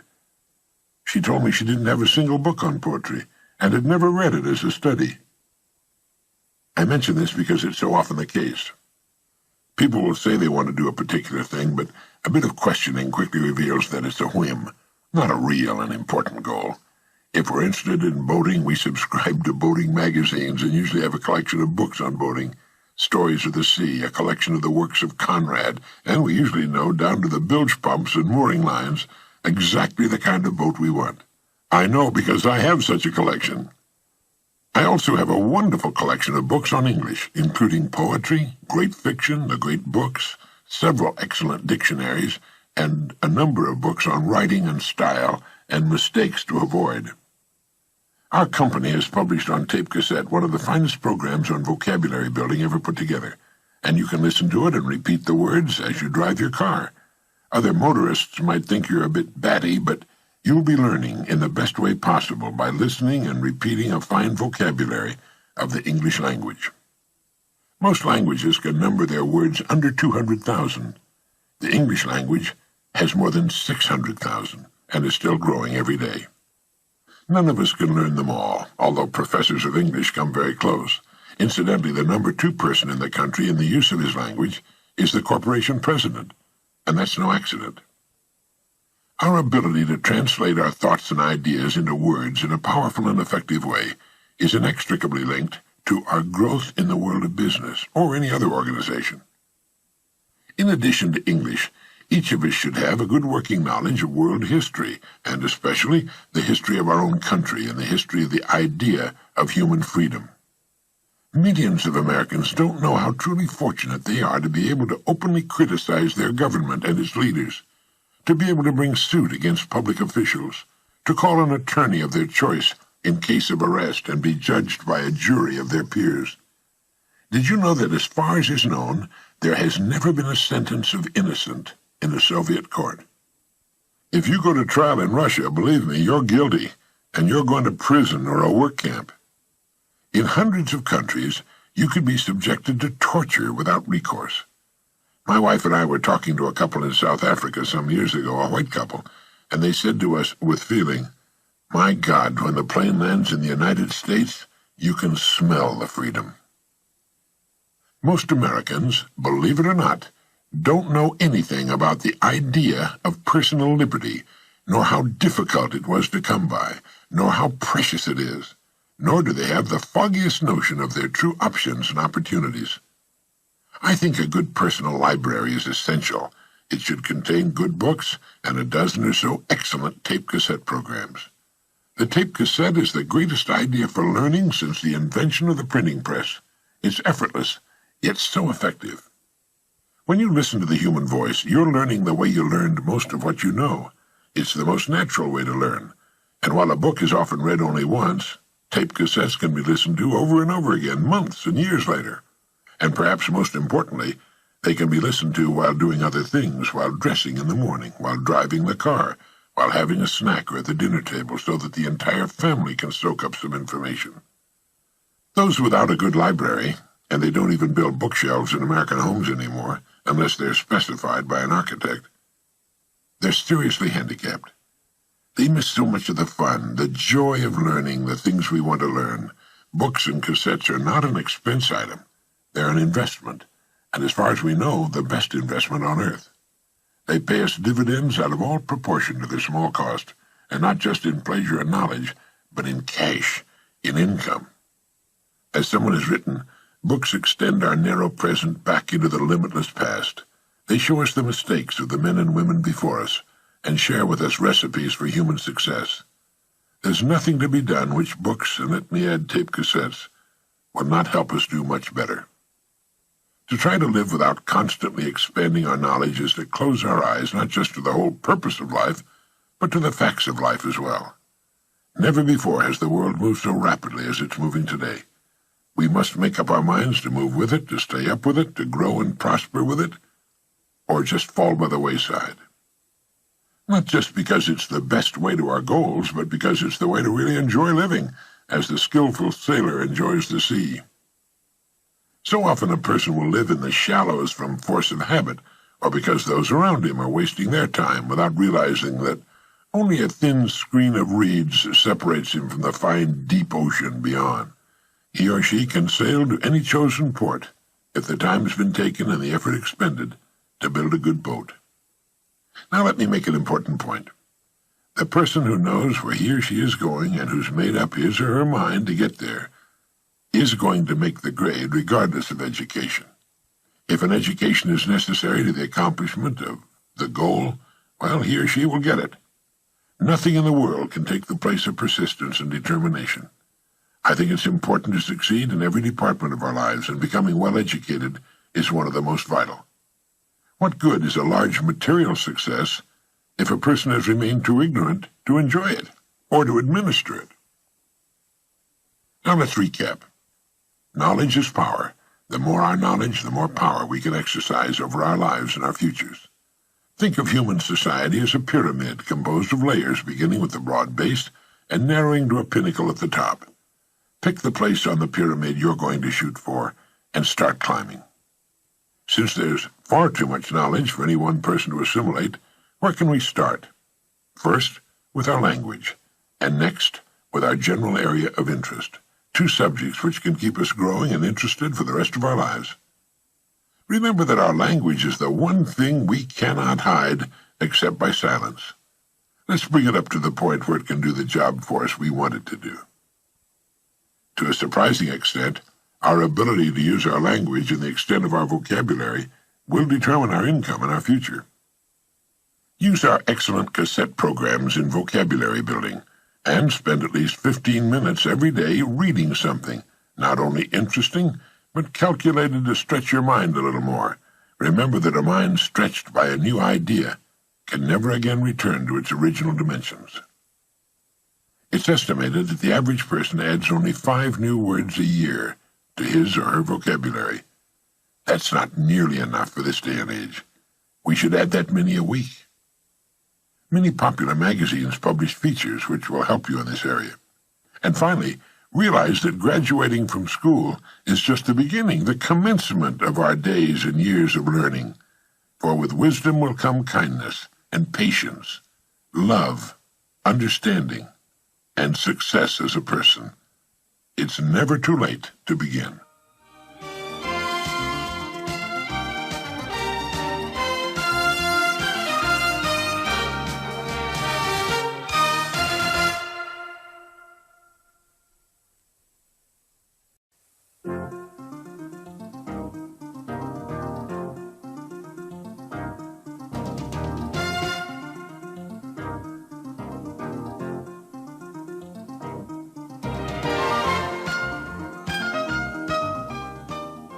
We've talked about the definition of success as the progressive realization of a worthy goal.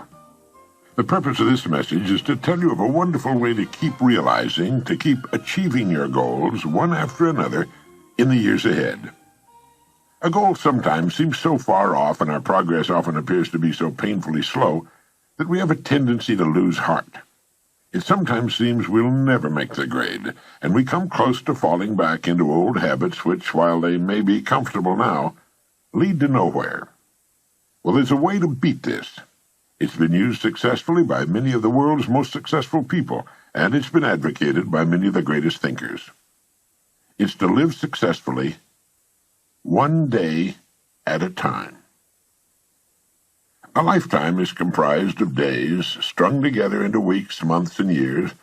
Let's reduce it to the lowest common denominator, a single day, and then still further to each task of that day. A successful life is nothing more than a lot of successful days put together. It's going to take so many days to reach your goal. If this goal is to be reached in a minimum of time, every day must count. Now think of a single day as a building block with which you're building the tower of your life. Just as a stonemason can put only one stone in place at a time, you can live only one day at a time. And it's the way in which these stones are placed which will determine the beauty, the strength of your tower. If each stone is successfully placed, the tower will be a success. If, on the other hand, they're put down in a hit-or-miss fashion, the whole tower is in danger. Now, this may seem to be a rather elementary way of looking at it, but I want to make it clear, and it's a good and logical way of looking at a human life. All right, then, let's take it one day at a time. From the time we wake up in the morning till we drop off to sleep that night, keeping our goal in mind as often as possible.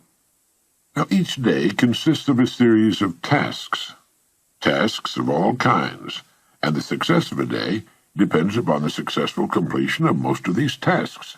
Now, if everything we do during the day is a success, that is, done in the best fashion of which we're capable, we can fall asleep that night in the comfortable knowledge that we've done our very best, that our day has been a success, that one more stone has been successfully put into place. Now, this is the way to really live. Do each day all that can be done that day. You don't need to overwork or to rush blindly into your work trying to do the greatest possible number of things in the shortest possible time. Don't try to do tomorrow's or next week's work today.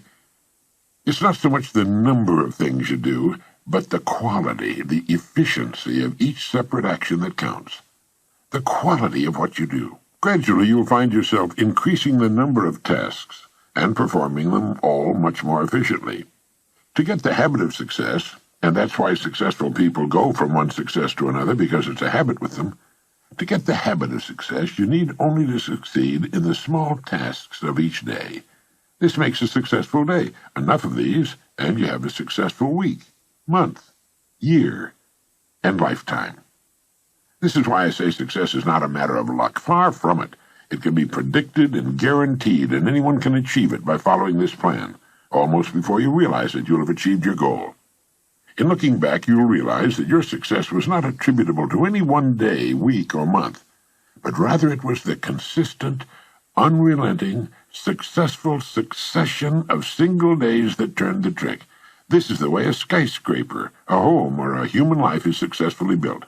One successful day at a time, and each day comprising a collection of successful tasks, one successful task at a time. In order to advance to the place you've chosen, two things are necessary. One, that you keep your eye on your goal, and two, that you continue to grow from the standpoint of competence and effectiveness. Don't get impatient. Don't let the hundreds of little distractions which each day try to get you off course bother you. Pay no attention to them. Shake them off and stay steadily on the track. Concentrate on each task of the day from morning to night, and do each as successfully as you can. Know full well that if each of your tasks is performed successfully, or at least the greater majority of them, your life has to be successful. There's no other answer. There's no way to avoid it. The men and women who are certain to advance are the ones who become too big for their jobs and who have a clear concept of what they want to be, who know what they can become, what they want to become, and who are determined to be what they want to be. Remind yourself at this time that people become exactly what they make up their minds to become. Are you too big for your present job? If it's obvious to you that you are, it's obvious to others. You know, people are not given promotions as a rule. They promote themselves by becoming too big for their jobs and by making up their minds exactly what bigger and better job or income they're shooting for. And this is done by taking one day at a time, one task at a time during each day. But how do we separate the important tasks from the unimportant? Did you ever hear of the single idea for which a man was paid $25,000, and it was worth every penny of it? The story goes that the president of a big steel company had granted an interview to an efficiency expert named Ivy Lee. Lee was telling his prospective client how he could help him do a better job of managing the company when the president broke in to say something to the effect that he wasn't at present managing as well as he knew how. He went on to tell Ivy Lee that what was needed wasn't more knowing, but a lot more doing. He said, "We know what we should be doing. Now, if you can show us a better way of getting it done, I'll listen to you and pay you anything within reason you ask." Well, Lee then said that he could give him something in 20 minutes that would increase his efficiency by at least 50%. He then handed the executive a blank sheet of paper and said, "Write down on this paper the 6 most important things you have to do tomorrow." Well, the executive thought about it and did as requested. It took him about 3 or 4 minutes. Then Lee said, "Now number those items in the order of their importance to you and to the company." Well, that took another 3 or 4 or 5 minutes, and then Lee said, "Now put the paper in your pocket, and the first thing tomorrow morning, take it out and look at item number 1. Don't look at the others, just number 1, and start working on it. And if you can, stay with it until it's completed. Then take item number 2 the same way, then number 3, and so on till you have to quit for the day. Don't worry if you've only finished one or two, the others can wait. If you can't finish them all by this method, you could not have finished them with any other method. And without some system, you'd probably take 10 times as long to finish them and might not even have them in the order of their importance. Do this every working day, Lee went on. After you've convinced yourself of the value of this system, have your men try it. Try it as long as you like, and then send me your check for whatever you think the idea is worth. The entire interview hadn't taken more than a half hour. In a few weeks, the story has it that the company president sent Ivy Lee a check for $25,000, with a letter saying the lesson was the most profitable, from a money standpoint, he'd ever learned in his life. And it was later said that in 5 years this was the plan that was largely responsible for turning what was then a little-known steel company into one of the biggest independent steel producers in the world. One idea, the idea of taking things one at a time in their proper order, of staying with one task until it's successfully completed before going on to the next, of living one day at a time. For the next 7 days, try the $25,000 idea in your life. Tonight, write on a slip of paper the 6 most important things you have to do. Then number them in the order of their importance. And tomorrow morning, go to work on number 1. Stay with it till it's successfully completed, then move on to number 2, and so on. When you've finished with all 6, get another piece of paper and repeat the process. You'll be astonished and delighted at the order it brings into your life, and at the rate of speed with which you'll be able to accomplish the things that need doing in the order of their importance. Now, this simple but tremendously effective method will take all the confusion out of your life. You'll never find yourself running around in circles, wondering what to do next. Remember as you do to live the best you can, one day at a time. You need not worry about tomorrow or the next day or what's going to happen at the end of the month. One day at a time, handled successfully, will carry you over every hurdle. It'll solve every problem. You can relax in the happy knowledge that successful tasks make successful days, which in turn build a successful life. This is the kind of unassailable logic no one can argue with. It will work every time, for every person. The reason for writing down what you consider only the most important things to do is obvious. Handling each task during the day successfully is important to the degree of the importance of the tasks themselves. Doing a lot of unnecessary things successfully can be pretty much of a waste of time. Make certain that the tasks you take the time to do efficiently are important tasks, tasks which move you ahead steadily toward your goal. So often youngsters in school worry about a passing grade. They think of all they'll have to do before the end of the school year. Following this course of action, they can stop worrying completely and count on excellent grades. Freshmen in high school and college are frequently plagued by doubts as to whether or not they'll be able to successfully complete the 4 years ahead and graduate. 4 years seem like such a long time to them, almost forever, and this thought sometimes leads to a sort of giving up, a fear of failure. It was the great Harvard teacher and psychologist William James who said, in effect, "Let not students worry about the success of their efforts. If they will do each day as best they can the work which is before them, they will wake up one day to find themselves among the competent people of their generation." Student, junior executive, homemaker, senior executive, or professional, this plan works for everybody. It removes doubt, fear, and worry, and brings order into our lives. All any of us needs to do is face each day as it comes in good cheer, knowing that we have only to succeed today to guarantee our future. In this way, we'll move steadily ahead, growing more competent, more confident with the passing of every day.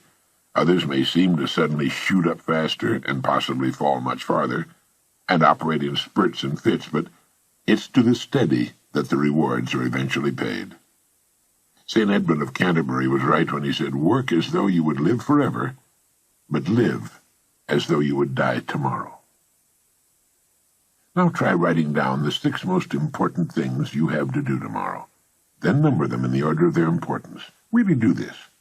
First thing tomorrow morning, tackle number 1. Stay with it till it's completed. If something should force its delay, move on to number 2. But take them in order, and finish them in order as best you can. Try not to get sidetracked by people or things in successfully accomplishing each task of your day. Beside my typewriter, I have glued to the wall a great saying by Ernest Hemingway. He said, "Write as well as you can, and finish what you start." There's nothing mysterious or capricious about achieving outstanding success. It's completely within our individual control and is absolutely predictable. It's simply a matter of doing certain things a certain way every day, and that's all there is to it, as long as you've got that goal to work toward. There's no valid reason on earth why you should not become really successful in your field, your home life, and your community. Remember that everything in the entire limitless universe operates on the law of cause and effect. There are no exceptions to this. Nothing happens by accident. For every result, there's a cause. You have only to take care of the cause. The effect will always, without exception, take care of itself. Good cause, good effect. No cause, no effect. Bad cause, bad effect. It's as reliable as the rising of the sun. This business of living one day at a time the best we can has an almost unbelievable cumulative effect, for good, for success, and the things we want. Sometimes when we see a bricklayer starting on a building and putting the first brick in place, we're struck by the size of the job he has ahead of him. But one day, almost before we realize it, he's finished. All the thousands of bricks are in place, each one vital to the finished structure, each one sharing its portion of the load. And so should be the days of a human life, and we'll be proud and happy with the finished product.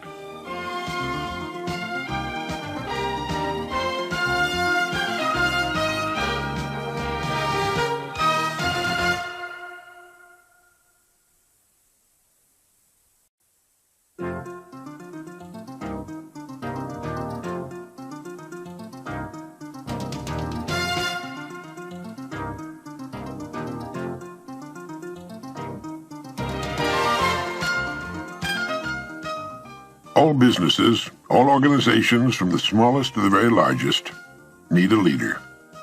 They have their committees, their echelons of command, and perhaps a widely dispersed group of semi-autonomous divisions. But the overall company and each of its divisions must have strong and able leadership. Contrary to popular belief, you do not raise morale in an organization. It filters down from the top. The attitudes of the people working in any organization will always reflect the attitude of the leader. And finally, this leader will always be found to be just one person. The man or woman on the white horse. I'm sure you're aware that even the largest and oldest companies with many thousands of employees and hundreds of management people will, when they find themselves in trouble or not doing as well as they should, seek out one person and place him or her in the position of final authority. The whole company, the board of directors, and perhaps thousands of stockholders all look to this one person for leadership and success. The case of Chrysler and Lee Iacocca is an excellent example. Incidentally, we have Mr. Iacocca on a tape cassette program, and it's excellent. Wherever you find a successful, going concern, whether it's a gas station, a supermarket, a school club, PTA, or a well-organized home, you'll find behind its success an outstanding leader. This is the most valuable person in society. In industry, he or she makes the wheels turn, the entire economy work. This is the person who's been responsible for the growth of nations and their position in the world. The employer of millions, the dreamer, the planner, and a clock to him or her is something that other people watch. You'll find this person working early and late, and when not working, he or she is usually thinking and planning. Way back during the Depression of the 1930s, the phrase most often heard by employers was, "I'll do anything, just give me a job." Millions were unemployed. Thousands of business firms had closed their doors, and outside employment offices long lines of people stood waiting for any kind of work. It was during this time in Long Beach, California, crowded to overflowing with thousands who had migrated there looking for work, when there wasn't enough work to go around for the permanent residents, it seemed, that a friend of mine made an interesting discovery. He found that he could go to work almost anywhere he chose. Now, amazing as this may sound, it was absolutely true. It dawned upon him one day that the business establishments of various kinds were just as anxious to succeed as were the people looking for work. The owners and managers of these businesses were worried and concerned over the hard times which had descended upon the country, and a great many of them were looking for someone to come to their aid, the person who would somehow show up and solve their business problems. But all they heard was people asking for work and saying, "I'll do anything." These people were asking for a paycheck from a company which was very likely teetering on the brink of financial ruin itself. And so signs appeared in windows all over the land reading, "No help wanted." This was a negative form of advertising, and while it kept the plaintive hordes away from the door, it also hurt business. Well, this friend of mine decided to become a part of the solution instead of a part of the problem. And his method was simple, and it worked like a charm. He selected the kind of business he felt he would like to work in, and in which he could build a career. He then devoted a month to finding out all he could about that particular business. He talked to other people in the same line. He heard their problems and what they felt was wrong. He talked for hours, asking questions, probing about what they felt was needed, and so on. He went to the public library and read everything he could find on that industry. And then he began to think of ways and means by which this business might be improved. When he was ready and finally made his call on the company for which he had decided to work, instead of asking for a job, he said to the boss something like this: "I believe I know of several ways in which your business can be greatly increased, and I'd like to talk to you about them." Well, here he was, selling the one thing on earth in which his prospect was most interested. The fact that he knew a good deal about the business now permitted him to talk intelligently. He took a positive attitude, expressed a willingness to pitch in and help put the business on a sound and profitable footing. And, of course, that's right, he got the job. Millions out of work and asking for jobs. But one man who found a way to be of help. What had he done? Well, first he had specialized. He had selected one line of work and decided that that was where his future would be. Now he had to prove himself, and he did. The jack-of-all-trades and master of none was the man who suffered during the Depression. People who knew what they were doing and where they were going sailed through those Depression years just like a large ship sails through a storm. It wasn't as comfortable as it could have been, but at least the crossing was a success. At least they didn't founder. And thousands of businesses actually grew larger and prospered during the Depression. The best way for you to develop the security that lasts a lifetime is to become outstanding at one particular line of work. Look at it this way. Regardless of economic ups and downs, the industry of which that line of work is a part will continue to operate. It won't shut down completely. As long as you're in the top 5% of the people in that industry, you know you'll always be in demand. You'll be wanted and needed, not just where that industry is concerned, but where you and your family are concerned also. The man or woman who becomes truly outstanding at what he or she does has the world on a string. Here's the person of confidence and peace of mind. Here's the person who's quietly aware of his or her ability and intimate knowledge of his or her job in particular industry. Here's the homemaker or student who's at the top of the group. They've got it made, and they and everybody else know it. Ask yourself this question: am I now such a person? Down deep inside, you know the answer. If you answered yes, you're among the most fortunate people and in one of the smallest and most elite groups on earth. If your answer was no, it can be turned into a yes in a surprisingly short time. The first step is to make one really big and important decision. It's a decision the great majority of people never make and suffer as a result. Failing to make this decision keeps a person from ever really getting on course or clarifying his or her goals.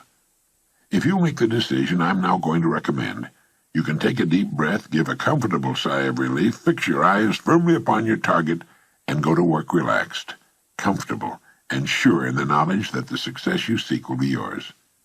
The great steel magnate Andrew Carnegie, when asked the formula for success, answered, "Put all your eggs in one basket, and then watch that basket."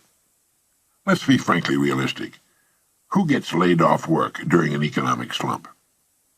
Well, what gets thrown over the side when a ship is in danger of going down?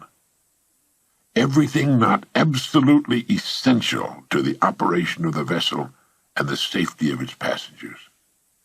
And it's the same with a business or any other organization. It has to be that way. With a corporation, its main purpose is to remain in business forever. As long as it remains in business, it can provide a needed product or service, protect the investment of those who have faith in it, and provide jobs for those who are essential to its continuity of operation. It's the duty of management to protect the firm and the people who depend upon it, just as it's the captain's duty to do everything in his power to keep his ship sailing. All a person needs to do is make certain that he or she is a vital part of the business or organization. Those who insist on remaining spare gear, those who do no more than they must in order to squeak by, those who say, "I'm not going to do any more than I'm paid to do," must expect to be jettisoned when things get too rough for safety. Nobody, particularly the captain, likes to see cargo thrown over the side, but if it'll help save the ship, there's nothing else to do. That's why people are laid off. It has nothing to do with management and labor relations or personalities, and in the long run it's best for everyone, since once smooth sailing has again been reached, additional employment can again be made available. So each of us must decide whether we want to be part of the cargo or a member of the crew. It's said that millions suffer today from a malady called panophobia. Panophobia means literally fear of everything. It's an uneasy feeling, a feeling of insecurity that generally manifests itself as a sort of lump of fear that settles right behind the belt buckle, especially on Sunday evenings and on Monday mornings. There's nothing you can put your finger on. It's just an apprehension, a feeling of foreboding. And this extremely unpleasant condition is said to result from the unspoken but realized fact that we're getting credit for more than we're actually doing, or that we're doing less than we could be doing. It's the perfectly natural and normal understanding deep within each of us that there's something basically wrong about getting praise that's not earned, or if you're an employee, being paid for something you're not doing as well as you possibly can. If we have panophobia, running doesn't do any good. We find it follows us on vacation and around the house and yard on weekends. It's inside us, and no matter how fast the jet we board or how exciting the television program we're watching, soon we're aware of it again. Now there's a simple cure for this malady. It's to throw ourselves not out of a window, but into activity, into our work. It's the decision to be worth more than we're being paid. Only in this way can we grow. It's overbalancing the scales in the service we give, knowing that our rewards must follow as a natural result. Anyone who will be honest with himself or herself realizes that he or she has been happiest and most satisfied after having successfully completed a difficult job. A leader is a person who can help and lead others. It's the conscientious mother who wants her children to grow up knowing the rules for success and happiness. It's the father who shows by example that any job worth doing is worth doing well. It's the student who studies to learn, not just to get a grade, who has a mind of his or her own and sets the pace for his or her fellow students. It's the farmer whose farm sets an example in his area, and the small businessman or woman whose business continues to grow and prosper with the passing years. It's the employee who has the good sense to realize that one gets most out of any job by giving loyalty and dedication to the firm that pays his or her wages. A leader is any person who realizes the importance of becoming a bigger and better person with the passing of every day, week, and month. A leader takes the responsibility of his or her own growth, a planner, a thinker, a doer. Each of us can become such a leader in our own area of activity. It's not difficult, and in the long run it's easier for us and on us than what at first may appear to be the easier of two courses. Simply fix your eye upon your goal, visualize it with every ounce of your being, enjoy the prospect of it, and courageously set out toward it. Maintain a cheerful, helpful attitude toward everyone. Why shouldn't you be cheerful, since you know you'll achieve everything you've set your heart upon? Become a kind of sponge for information which will help you on your way. You don't have to waste years making the mistakes others have made before. You'll be surprised at how quickly you'll reach your goal, but don't be impatient. Know and have faith that what should come to you will come to you in the right time. Everything in the world works on the side of the person who works with nature's laws.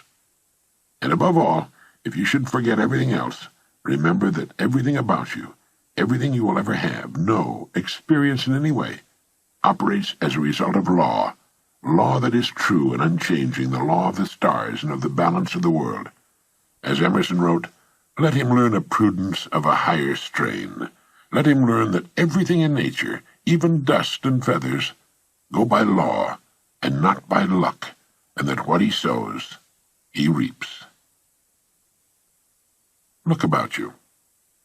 Take stock of your present situation, because it's nothing more nor less than the result of your past sowing. Are you happy with it? Is it what you want? Then you know what you must sow, today and tomorrow and the next day. And in the sowing, rest in the calm, serene, and cheerful certainty that having sown, you will then reap the rich results that come automatically all the years of your life, the abundant harvest. Now this is Earl Nightingale reminding you that success as a human being in modern society does not come naturally. It requires the conscious utilization of ourselves in the service of others. We have our minds, our genetic possibilities, a certain amount of time, and our free will. We belong to the world minority that lives in a free society. We can become whatever we seriously make up our minds to become. That's possible because whatever we seriously decide to do is naturally linked to our genetic possibilities. A person with little or no aptitude for science will never decide to become a scientist. A naturally shy and retiring person will never apply for a job in sales, or if he does, he'll soon get out of it. Each of us has his or her own inner voice. Emerson referred to it as that iron string that vibrates within us. Each of us wants to succeed during our holiday on Earth, and each of us should. But we don't succeed in groups. We succeed or fail as individuals. The Lead the Field program you've heard on these tape cassettes contains the best basic information and the great ideas we need to reach whatever goal we seriously choose. Listen to these tapes often. You'll be astonished to discover how much you missed with your first and second listening. Now, there's a very good reason why this happens. As we listen to a message, an idea will catch our interest, and we concentrate on it for a few seconds or longer. Now, while we are thus engaged, we miss what's being said during the time we're concentrating on that idea. It's like lifting the tone arm on a record. Now, the next time, we won't stop listening when that idea appears, and we will really hear, consciously for the first time, what immediately follows. Think of this program, and the other Nightingale Conant programs you order in the future, as your partners in success. You can always refer back to them. You'll find yourself delighted by the new enthusiasm and excitement you'll experience as you bring new meaning, new rewards into your life. Thank you.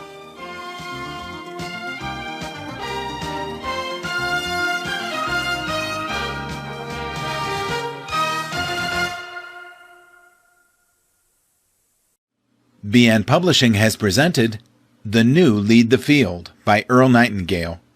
Performed by Earl Nightingale. Copyright 2015, BN Publishing. Online